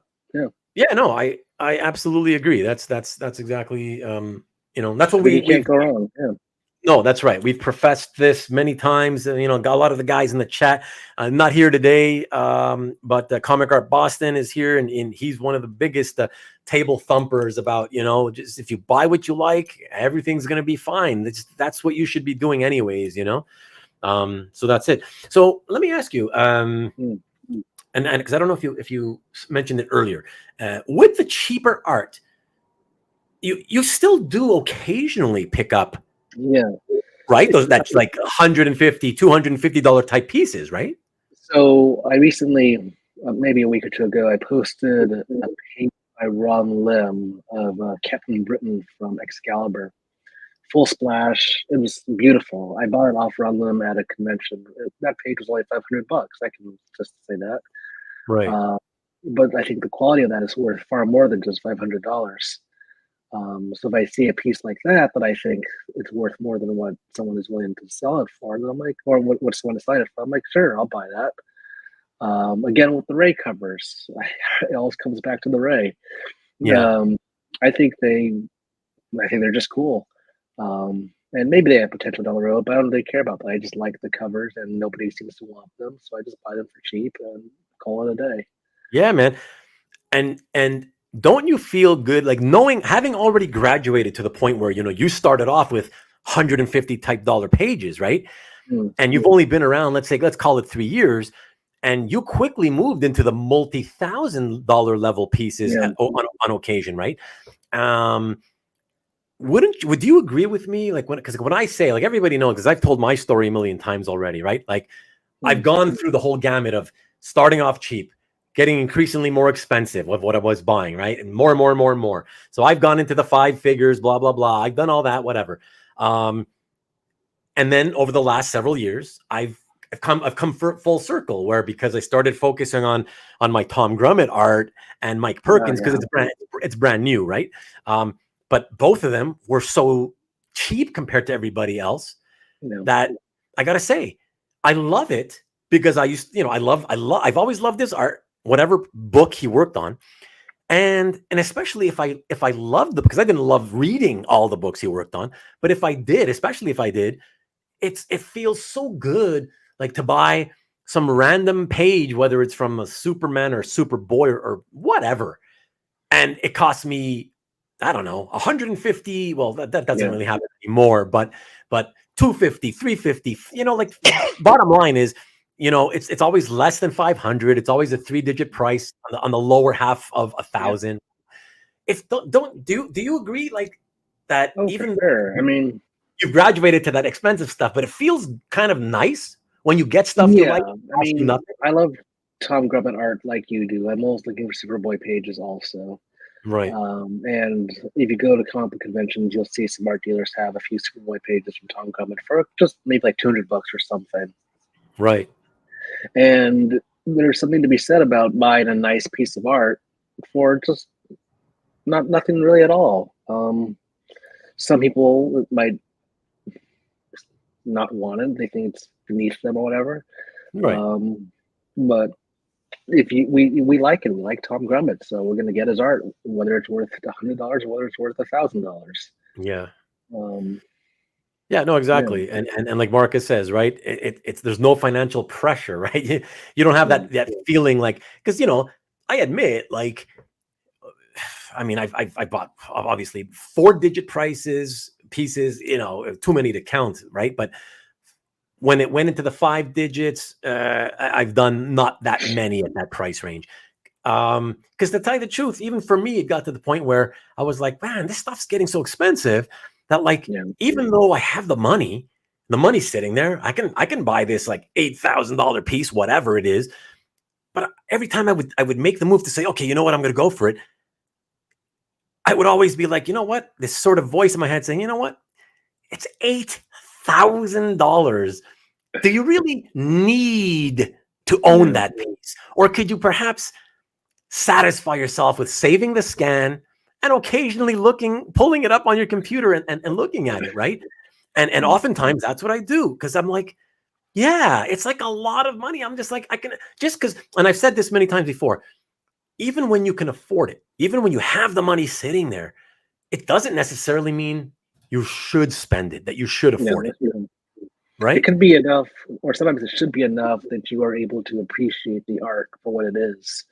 You don't necessarily need to own the art in order to fully appreciate it. You can just see it, even on somebody's like a page on calf, and you can just recognize that that's a good piece of art. And even though there's a part of me that wants it, the fact that you're able to recognize that that's good art on some level, that could or should be Right. enough for you, or for one. For me, sometimes it has to be.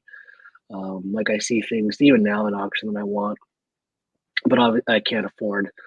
But so I just have to satisfy myself knowing I know that's good art. I recognize that. I appreciate it for what it is. Let's move on from there and go to, and I can always look at it when somebody posts it. Okay, I know it's alive and well. All right, but I can focus my attention elsewhere. Got you. And Yeah, number one Marvel fan says it's hard for us older collectors because we've seen the days when those pieces were 500, and to see it at 5K, it's hard. Or like in my case, like I've told this story when I first got in with these numbers. So the 500, that was the John Byrne X-Men pages, you yeah. know, and then to see those, they're not at 5K. Those are at, I don't know what are they average now? 30, 40, 50, 60? I don't know, More man. than that, yeah, like 70 to 100,000 probably. Like good X-Men page by Byrne is going to be a lot. The good ones are, yeah, are up Yeah, there in the yeah, higher fives digits. If not, if it's a superb, then it might be even breaking six yeah. digits, right? Like Byrne Wolverine page or something is going to go for a crazy amount of money just because. Right. Right. Yeah, a number one Marvel fan. That's the thing. You passed on it 10 years ago at 2K, now it's 25K, and now you want it. I know. That's what you call, you know, um, not buyer's lament or even seller's lament, right? But it's you it's that regret when we've talked about this before on multiple episodes of do you ever have regrets? And a lot of people that I have spoken to are, and I'm with them on this. They most people will say, I don't regret the stuff I bought. I typically, if I have regrets, it's the stuff that I decided to blow off. Like, yeah, Yeah, nah, like, 2 grand. Like, he was probably thinking 2 grand. Fuck that. Like, I'm not down for that. And now he's suddenly like, oh shit. Like, I you never I know won't. though. You just never know. Yeah, yeah, yeah. Hey, Jeff. Lamenting the market. Yeah, you know what I mean. It's just like, yeah, it's how it goes. It's how it goes. So Simon, what would you say as the time is winding down? Sorry, let me just quickly take a quick breather, real quick, guys. I usually do this at the top of every show, and I forgot. Just wanted to say thank you and shout out to my newest subs, Piano Wizardry. That's Paulie P. Max Washington Songs, and number one Marvel fan who we are talking to live at the moment. So thank you to all of you. And there was a whole bunch of you that, I don't know, 3 days ago, all of a sudden, a slew of you just sort of subscribed in the same day. So I've hit 350, so a nice round number, and I passed it. I'm at 351, I think, as of today. So thanks to all of you for that. I appreciate it. And I think it was last week or the week before I was mentioning that I really want to focus now. I've changed my way of thinking, and I no longer care about doing what most YouTubers do with the whole, subscribe. I want to get to 1,000 and then 5,000 and all that. I really have decided. I flipped my way of thinking. I'm now like, I just want to have quality subscribers, and all I mean by that is, hopefully, I would rather not get like the pity subscribes or the, hey, I'll throw him a bone, he's my friend. If you guys intend to at least watch some of the content once in a while, subscribe. That'd be great. I just want my viewers to also be the subscribers, right? I want the subscribers to be the people viewing. So and I'm happy with the way it is. Things have been going lately. I love the live chats always rocking. And yeah, I feel like I don't care if it ever gets to 1,000. I feel like I'd rather just, it'd be nice to maybe get to 500 simply because it's a round number. But beyond that, I'm cool, man. And again, I just want to thank all of you who have subscribed, and even those who don't subscribe, but you come in and watch every now and then. Yeah, I really appreciate that. So thank you. And no, CJ, I will not be testing you, at least not yet. Maybe if I get to 500. And the Ricksters, I-50 nice. Now you're firing on 8 cylinders. Yeah, thank you, man. Thank you. Yeah. But yeah, it's quality that I care about, and really the quality has been fantastic. And again, I always say it, the chat really is what makes the show so much fun. So thank you to everybody again. I really, really appreciate you. And yeah, subscribe if you plan on ever watching my stuff, people, especially those of you watching on Rewind. If you want to watch every now and then or regularly, subscribe, please. But if you're looking at this for the first time and you don't think you'll ever come back, it's okay. I appreciate the thought, but you don't have to subscribe. So thank you. And yeah, so as we wind down the last few minutes, Simon, I guess we should tackle, going forward, now it's been, let's say, call it 3 years. Do you have new goals of any kind? It's more like on the specific. Yes. Yes, getting art from you and Paul and all you old guys. That is my goal. I've had a very zen approach the last hour or so. I've just realized that I put myself out there as being a very zen person. But truth be told, I still want a lot of art. I'm still greedy for it. I'm still hungry for it.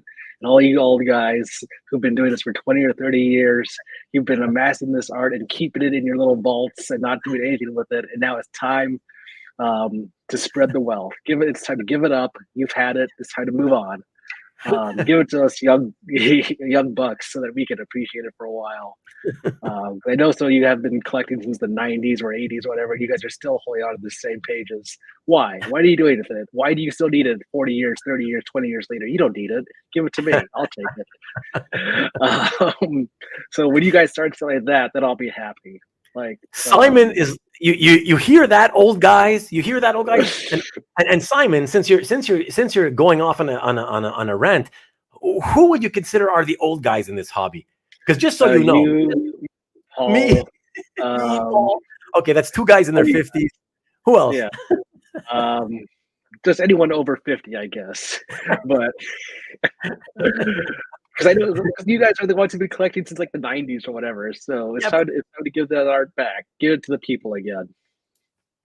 Comic Guard Boston, thank you for checking in. I knew that you obviously wouldn't be making it tonight. I read the message. Thank you. I appreciate, though, you checking in really quickly. And thank you for watching it later on Rewind. Thank you.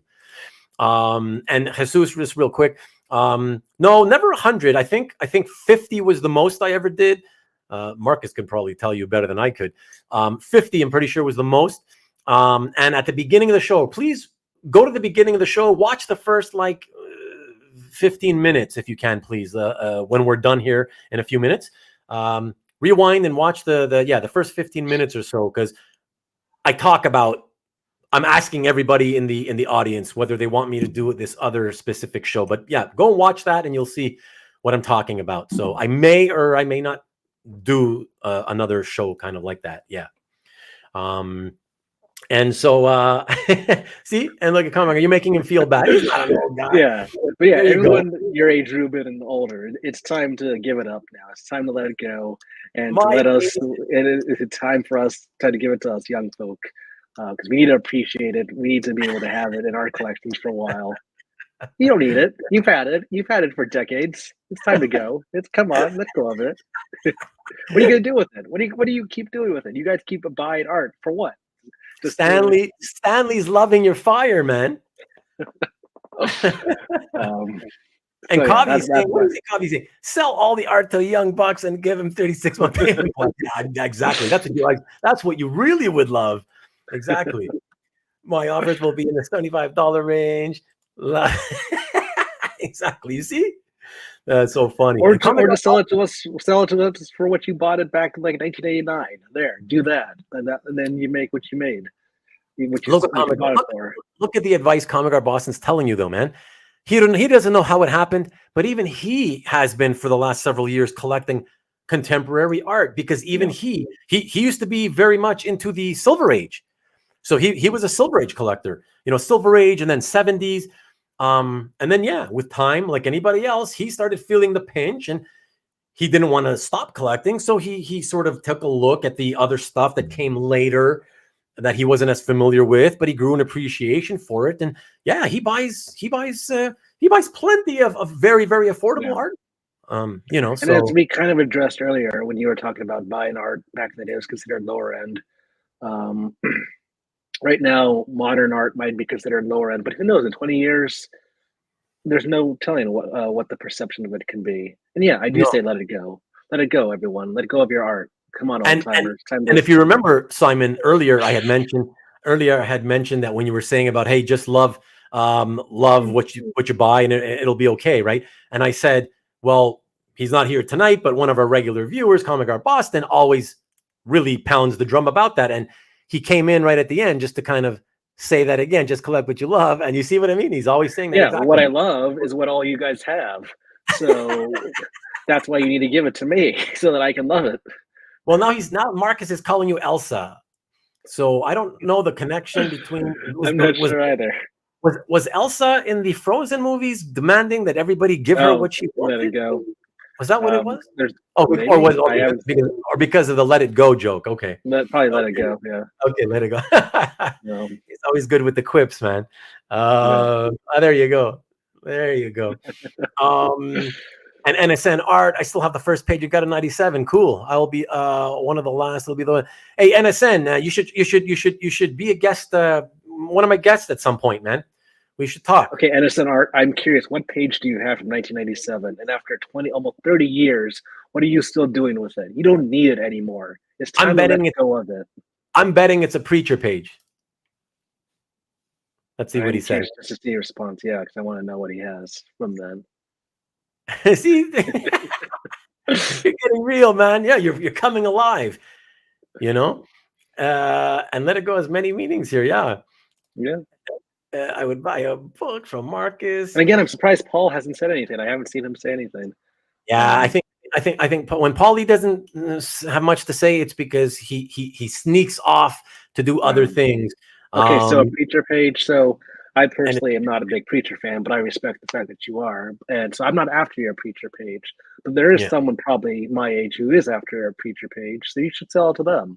Because you've had it. You've had it for too long. No, you don't need it anymore. It'll feel good. It'll feel cathartic to let it go. Look what he says. You must let go of what you can't have and purchase what you can have. Huh? Okay, okay, Boomer. Yeah, let's. No, that's good. That's good advice, though. Yeah. Look at this. Speaking words of wisdom. Let's all let it go. Let's all let it go, then. Let's all just, and then we'll all be happier. Oh, listen. He's offering. I think. Are you offering? Comic Art Boston. Are you offering? How much did you buy it for back in the day? Oh, what does that have to do with it? You know that has nothing to do with it. The price we paid back then has nothing to do with the price it's worth today, right? No, my Spider-Man stuff is mostly just Bagley. Hey, Knights of Old. Yeah, there's a few other except like Ron Friends and stuff. a few modern artists. Stuart Emmanuel, whose art, Spidey art, I like a lot. But Eh, I think eh, Bagley is my go-to guy. sorry, who did you say? Imminent? Stuart, yeah, Eminem, yeah, Stuart Stuart Imminent? Eminem, yeah. Yeah, he's one of your sort of more modern favorites. Yeah, Would you say? yeah. But Bagley always is my go-to Spidey guy. Okay. Stanley says, has Simon been competing with Ruben for any art? You know, Stanley, although Simon gets pissed off every time I tell him that I might have picked up another Superboy piece, for example, and it's not like I get them that often. That's the thing. But when I do tell him, oh, I snagged another cover, and by the way, I got one recently, and it was the first one in 3 years. So let's not pretend like, oh, I'm finding them in droves. But when I told Simon that I got one, that's when we were talking privately, and he said when he started telling all of you guys here tonight, he's like, you and all the rest of you old guys, you need to let that stuff go. I'm so sick of it. I'm tired, and you need to let me have some of that stuff. You guys have too much of that good stuff. Yeah. But yeah, I'm not competing with Ruben. I'm competing for Ruben's art, his Tom Grubbett art. And maybe one day I'll wear him. Yeah, that's what he's referring to. One day I'll wear Ruben down. And Stanley, I can give you one example where we competed, and I didn't know we were competing though, and that was the Tom Grummett page on Heritage, and it was from the Panic in the Sky storyline, Superman, fantastic page with just tons of characters, and I thought I was gonna destroy with my bid, and I got it to a certain point, and I was like, okay, this is like the highest panel page I think that's ever been sold for Tom Grummett. I'm like, okay, that's enough. I guess I can let whoever's bidding against me have it.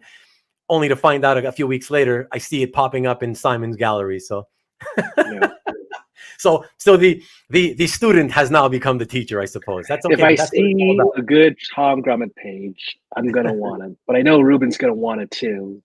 So I'm just gonna have to take it from him because he already has enough. He can't have any more. I'm not gonna let him have more if I can help it. One's reach must ascend one's grasp. And if that is the case, I can understand what you mean, but that is a small part of the entire problem. Yeah, Knights of Old came in. That's why I was like, oh, that's one of Kavi's buddies. So that's cool to see him here. If it is Bagley, then you are like me when I wanted an ASM Ditko page. I just grit my teeth and I got one. There you go. Believe me, Comic-Art Boston. Listen, don't let him kid you. We haven't really specified any of the art. And I do have a tab open in case he wanted to talk about some of his favorite pieces. I could have shared the screen. But we're already, we've just gone past the 2-hour mark. But believe me, if you look at his gallery, which you can do right down below in the description, click the link, his gallery's there. He's got a lot of pricey pieces. His priciest pieces are more than I've ever spent, I think, on a piece of art. So don't feel too bad. Comic Art Boston. I do buy Bagley art. I have a few of his pages and stuff, and covers of various things. But I just want more. As does anybody in this hobby, really. That's the thing, right? We all want more. We all want more. It's a very addictive process, Not all guy with all Ditko pages. Okay. And Comic Art Boston says CJ made them okay. Young guys start out with higher salaries. Well, these days, I mean, maybe it depends on what you're doing, I suppose, though, right? There's a lot of caveats with that one. How long has Marcus been collecting? Marcus, how long have you been collecting art? I'm curious about that. Yeah, Marcus, I asked you earlier, and I don't think you answered. When did you start? What was your first year, Marcus? I just know 90s, but I don't remember when you bought your first piece and when you regularly started collecting. Rick says that the bar has been raised. It certainly has. Comic Art Boston, Simon, I just got a Grummett page. Perhaps you were the one who bid me so high. Well, I can tell you it wasn't me. Yeah, the last few weeks, I haven't been bidding on anything lately. Very nice though. Good job. Look what Marcus says. I was selling Grummett art on eBay for cheap 4 years ago. Where were you? Actually, it was 6 years ago. It was 6 years ago, Marcus. I mean, if you're talking about, when I was buying from you, That was 2016, actually. Time flies. Yeah, there you go. Okay. So he 1984. He started 94. Marcus, are you shy, or are you willing to tell us how old you are? I mean, obviously, when you started gives us an idea, but I'm just curious. Are you older than me? Same age as me? But yeah, Marcus, Maybe it's well past time for you to let go you of could your be art even now. younger than me. I don't know, but look at that. Look at Comic Art Boston says. Okay, he doesn't feel sorry for you anymore. I'm not asking you to feel sorry for me. I just want to. Yeah. Yeah. So, okay. So you just started at a younger age then. So if you're younger than me, then okay. Marcus, just tell me this. I'm curious. Are you don't have to tell me the age, but have you hit 50 yet, or are you still in your 40s? And he says that he was letting them grommets go. Yeah. I wasn't. And he wouldn't do off eBay deals with me just so I could buy it all in one shot, even at full price, whatever he wanted. Yeah, he was like, nah, the consignor wants me to just sell it on eBay, and he's making me wait like a month between auctions at some points. I was like, what? Oh man, drove me nuts. But at least I got some pieces. And he's 38 in original art years. What's a good price for a grommet cover? Maki poo poo. Come on. Can you be any less specific? A cover for what? You know what I mean? Prices have shot up and everything for the past in a couple of, of course, absolutely. We all know that. Started buying at art second year. Oh shit. Okay, so you did start at a pretty young age. Wow. Second, my God, second. You're still a teenager when you started buying art. That's crazy. Wow.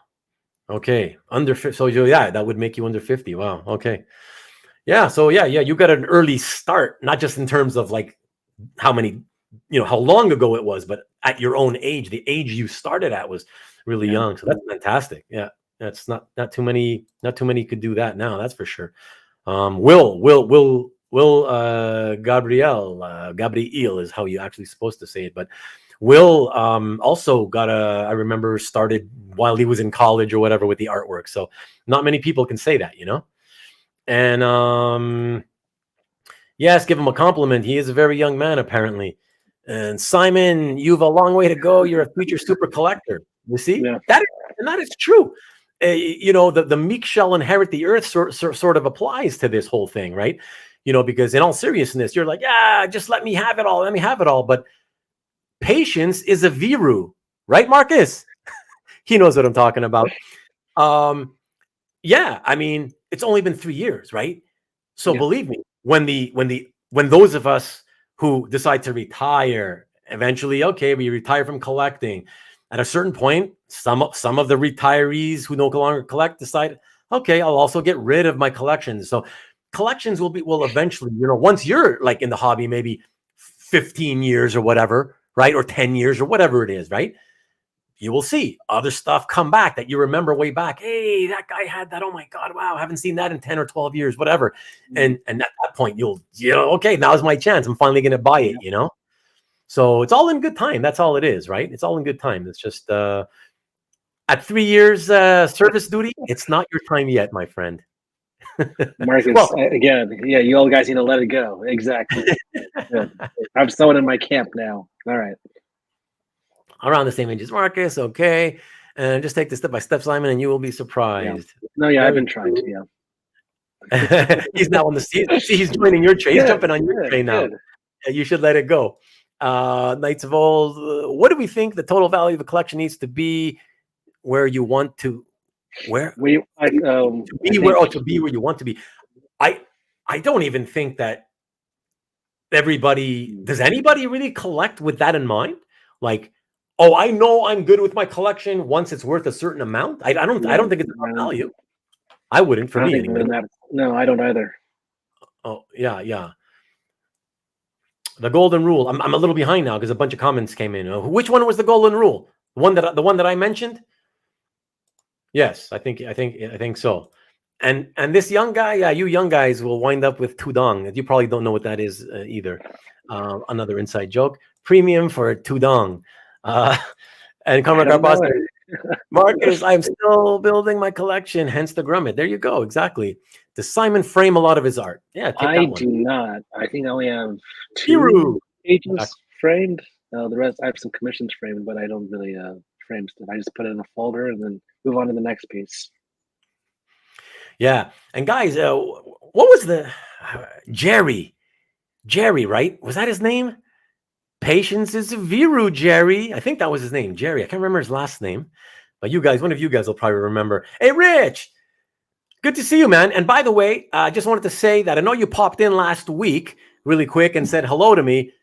I didn't catch your message live. There was just a bunch of messages and yours got pushed up. When I watched it on rewind, I caught it then. So I didn't know you were there at the time, but I appreciate you. Thanks, man. I appreciate it. Good to see you, man.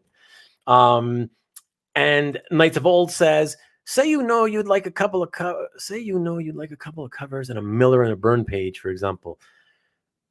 I mean, but again, does that mean you should stop collecting because now you've acquired your Burn X-Men and your Miller Daredevil pages? You know what I mean? Like I mean, some people are think that way. Some people want one specific, well, a couple specific things, and that's what they wanted, and then they're good to go. That's all they need. But I don't think that's the average collector. I think that's a really rare case. Yeah.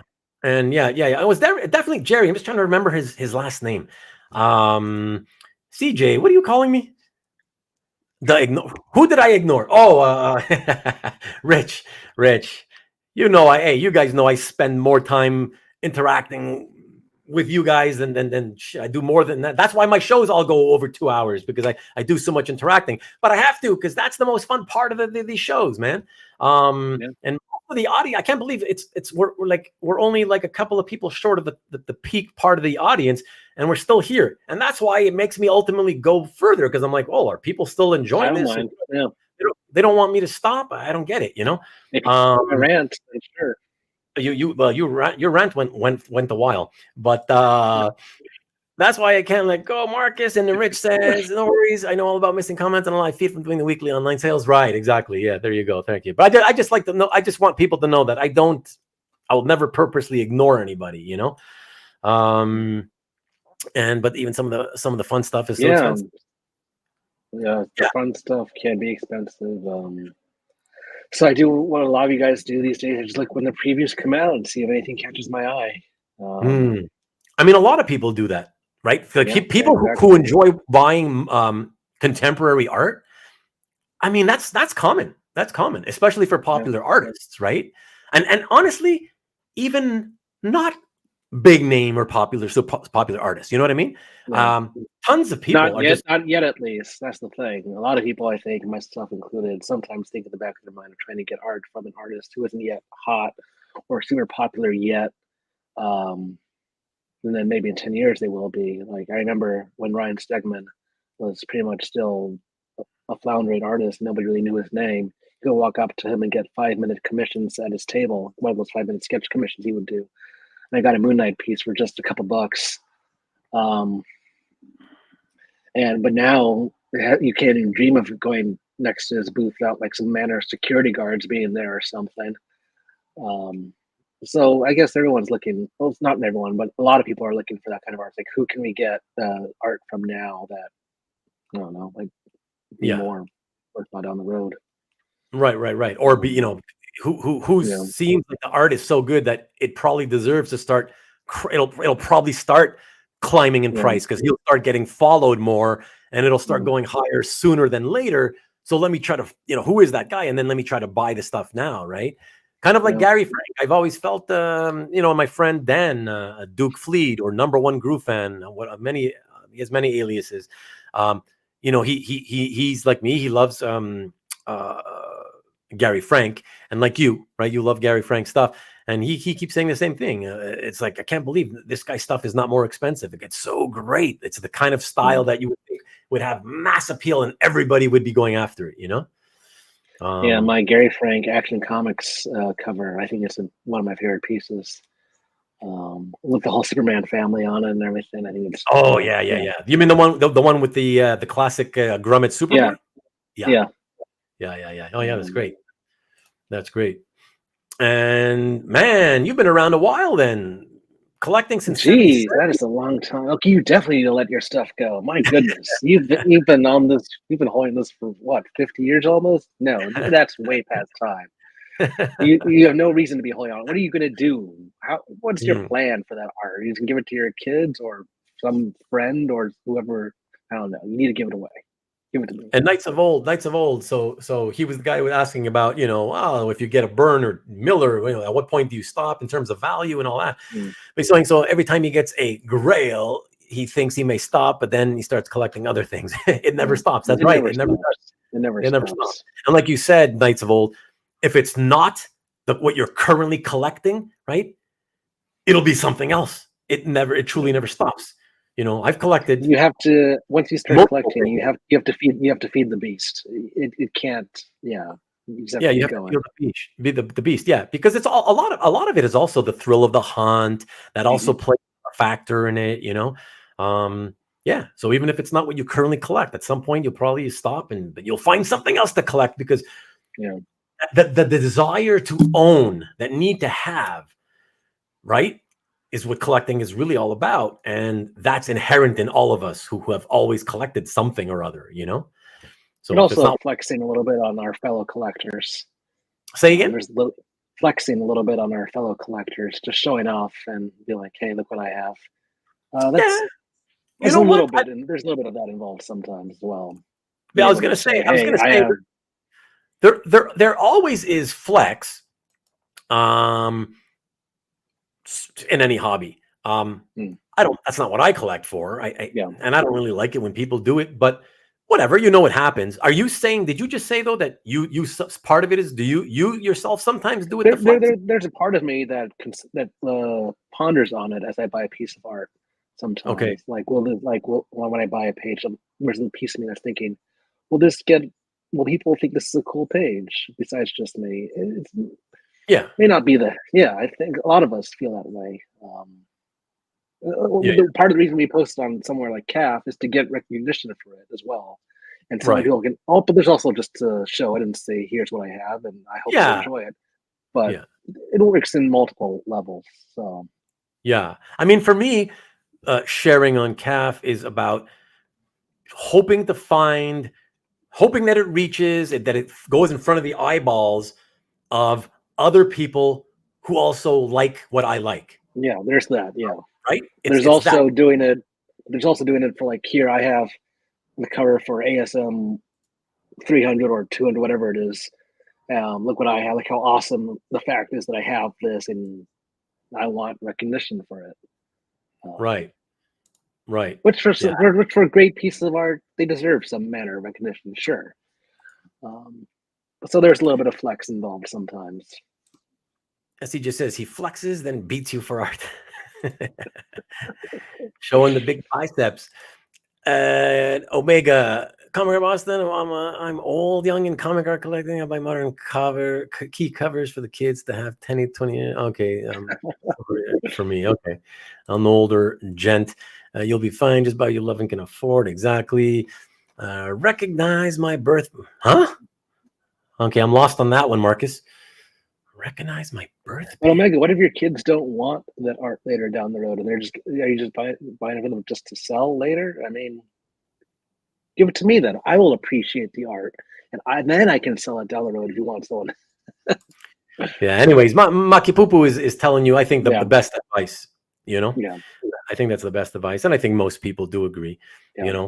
But I certainly, like I said, I want other people to see it, but simply because I'm hoping that it gets in front of people who also love what I love. Mm-hmm. And that's why, for me, like I will, when I post something, I double post. I double post it on Facebook, in the Facebook group, right?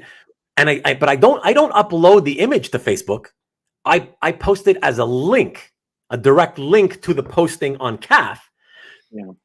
Because this way you get an idea how many people clicked on it, right?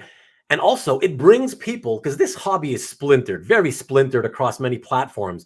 And it's a way to bring those people who left CAF over the years and hang out, for example, on Facebook, and only like to hang out on Facebook, at least temporarily. It brings them, it drives traffic back to CAF. Yeah.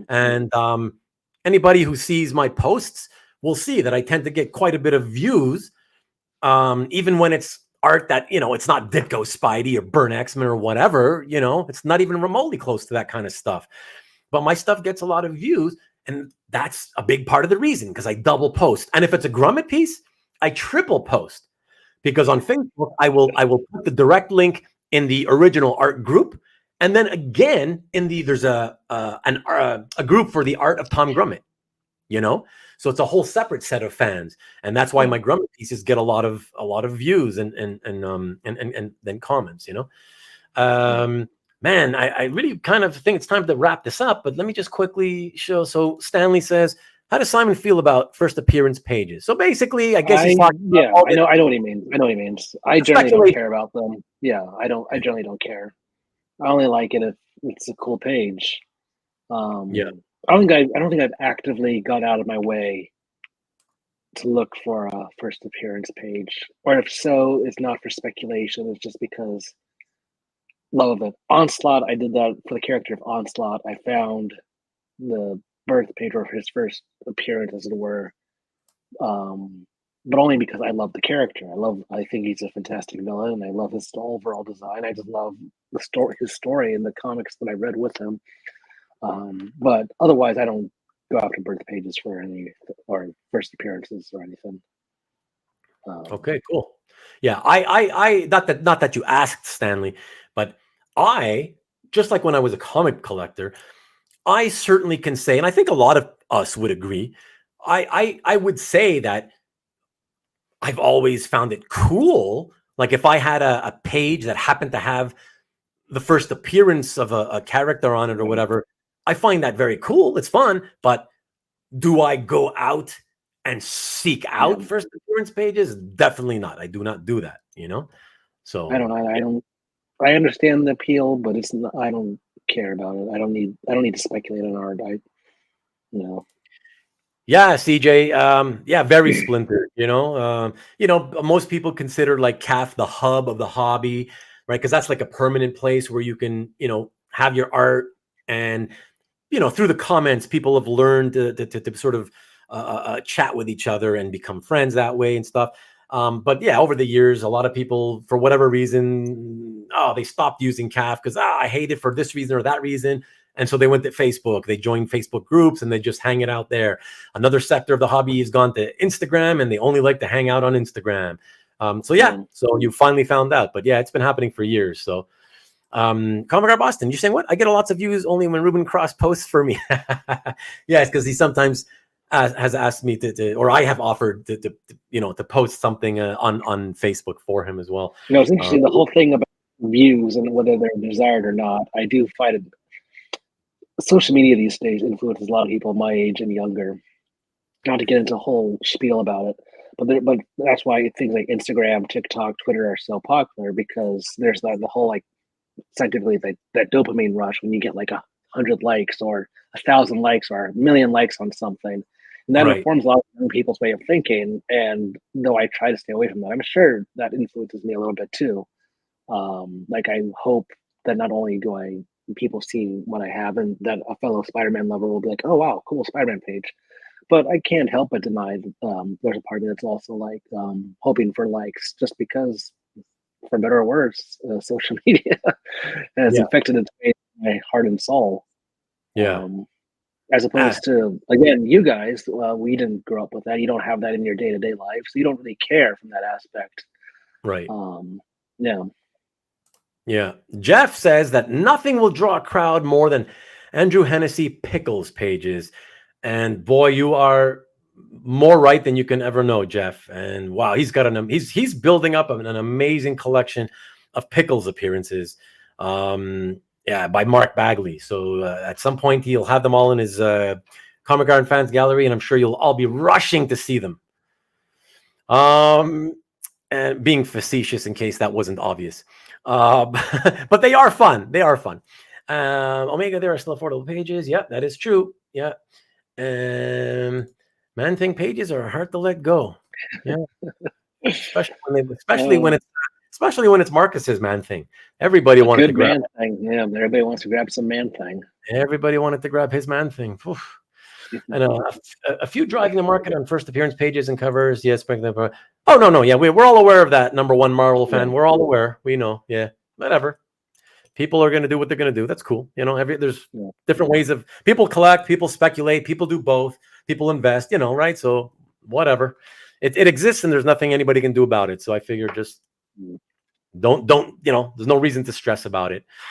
Okay, that's talking to him. Okay, we're talking about your giant sized man thing, and I don't know what's Eldon. Getting confused now. Jason, haven't seen Jason in a while. You snuck away to spend some time with your wife, or what? You've just been silent. You got to split. Catch you all next week. Thanks for being Simon. You're very welcome, Jason. Thank you again. And the next time we see each other in the chat, Jason, we will know who the champion of the state of Michigan is in college football. Thank you, and we will talk. Thank you. Thank you, my friend. See you next week. And Omega, thank you. Appreciate it, man. Thank you for tuning in. It's been a lot of fun, and I could go for hours. You guys know that, but then nobody watches on Rewind when the shows are this long. Unfortunately, you don't get too many views after the fact when people see it. Oh God, it went 2.5 hours. George Haj, thanks for coming in and for staying so long, George. I appreciate that. It was fun. It was fun to see you here too. I appreciate it. Thanks, bud. What else is there? Sorry, because it's getting late and we do have to cut it off. Knights of Old. I do want to put it up there and just give a quick answer. And I say no. Any answer from you, Simon? I agree. I don't think it will. You say no. Yeah. Okay. No. Sorry, we don't have time to give you our reasons, but keep tuning into the shows and ask in the future when we have more time. Omega, you should attend Rubén shows. Lots of great. Oh, that's so nice of you. Thank you, Carmacar Boston. That's very nice. Stanley likes these longer shows. Look, Stanley, like I said, I love it and especially for us, for me speaking for myself, and even the guests, when I ask the guests after the fact, we all say the same thing. It seems to fly. The time seems to fly. Even on the couple of occasions where the show went 3 hours for me, I'm just like, oh man, I could keep going, but but then I have to take the rewind audience into account. Like I said, the whole point, a big part of this is because I want people to sort of see, watch the shows. If it's something of interest to them, I want them to watch it. But oftentimes, even if they're interested in the content, they won't watch it once they see, oh, geez, this week's episode went to over 2 hours again, right? And they're like, it's too overwhelming. They don't have the time, and that's it. So, but Omega Collectibles, you did. And my wife, lovely wife. Good night. Good night, honey. Good to see you in the chat again, as always. Thank you for the support. Eldon left cap. Oh, yeah. Larry Donnelly. But I don't know what it's too late to I don't know why you mentioned that. But anyways, okay. Sorry. So that's that. Kavi, thanks so much for tuning in. Good to see you. I know you've been super busy lately. I appreciate it, man. Thank you so much. Let's talk soon if you have a break in your schedule, man. Thank you. And hope you're well. Got in late today. Yeah, thanks for coming in late. I knew you weren't gonna. I wasn't expecting you at all, Comicar Boston. So I appreciate it. So good night. That's it. So Simon, stick around. I'm going to put you in the green room for a sec. And but thanks very much. Thank you, everybody. Thank you for being so kind and welcoming to Simon. Appreciate it. Appreciate it. Thank you very much. Okay, so cut the yes. Yes, I know. I got to learn how to do it, and then it's a time factor issue of getting around to do it. Believe me, it's on the to-do list. Thanks. Yeah, it's on the to-do list. In fact, even before splitting them into shorter vids, there's something else I can do, which is split the video, keep it as one video, but split it into chapters. So people on Rewind can see when you have your cursor over the progress bar, you could see that the progress bar isn't one smooth long line. It's like cut, chopped up. And then when you put your cursor over each piece of that line, words pop up, like it's based on what you enter, right? Which is that you basically enter what that segment is about, so people can sort of pick and choose the segments they want. So that's it. Mickey, I didn't even know you were here, man. Hey, Mickey, please make sure to watch. If you're still listening, please make sure to rewind and at least watch the first 10-15 minutes, would you? I asked the question about whether anybody, especially those who made purchases last week and last week's sale, I just want to know if anybody would be up for me rounding up all the unclaimed pieces from the first 4 Hennessy sales where nobody really made any offers, right?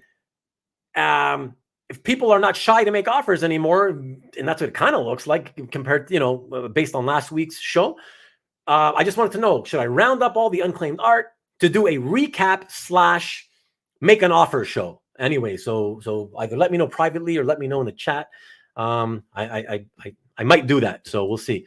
Good night. So bye everybody. This is the best original art show on YouTube. Maki Pupo, I appreciate that. So thank you so much, man. That really means a lot to me. Like it really, really does. I take that so seriously, and wow, that's amazing. Thank you, my friend. Thank you so much. I appreciate it. Our kids going on. Oh yes, but I still say no. Catch me at another show, man, and bring it up if you can, and then we'll try to answer why. Yes, exactly. I know. Special thanks to Simon. Exactly. CJ, I appreciate him very much for doing this, especially since he's been away for 2 weeks flying, and he just flew in yesterday all the way from Iceland. So thanks, Rick, as always. I appreciate you, bud. And cheers to you, my friend. Good night to you guys. Just a quick reminder, for anybody still watching, there's still most of you still watching. Let me just show you next week another one-on-one. So back-to-back one-on-one shows. And again, this will be an interesting dichotomy. I'm really looking forward to this next week's show because of the fact that it's another collector who's been around for approximately 3 years only. And here it is. And that is Comic Art one-on-one with Ian Saint. I'm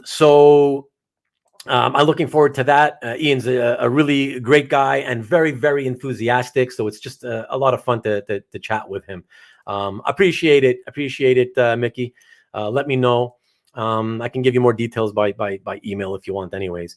And sorry, it's going so fast. I should what? Comic Art Boston. Sorry. Oh, hold on. Thank you, sir. Yeah, man. I just you're saying yes to the art show, maybe. Could have a highlight Marcus comment section. Yes, you should do the recap type show. Jeff Wedding says I would vote for a recap sales show from those first 4 issues. Okay, I mean it looks like I'll do it because most people are saying yes. But man, people are gonna have to make offers like you guys did last week. If it's like it last week, people are interested in making offers, and it'll go well. But if it ends up being a dud like the first 4 shows where the overall sales were fine, but nobody made offers, so they could have been even better. Knights of Old, my show. What you should do is, if you intend to watch again, I would suggest hitting the subscribe button and that notification bell, or at the very least, the notification bell. Right? It's like a notification, a bell, a little bell icon. I think it's either right below the video. You'll see it, and that way you always get notified. But just so you know, my shows are always Sunday nights, 8 p.m. Eastern, 5 o'clock Pacific. Occasionally 1 hour earlier, but I would tell you in advance if that was the case. But yeah, it's a weekly show, and I do different types of shows. And Ian for next week. So I'm looking forward to that. I want to play that game tonight. Have a final show. I think have a fine show. Okay. I'm not sure, but anyways, thank you again, everybody. I really, really appreciate it. And thanks for tuning in. As always, I appreciate all of you. Thanks so much. And I will see you all hopefully next week. Thank you, Knights of Old. I do appreciate that, man. Thank you. And I hope to see you back. I hope to see you back again soon. And thank you, Mr. Easy Go Lucky. Appreciate you always, my friend. Thanks, man. Appreciate it. See you guys all next week. Thank you.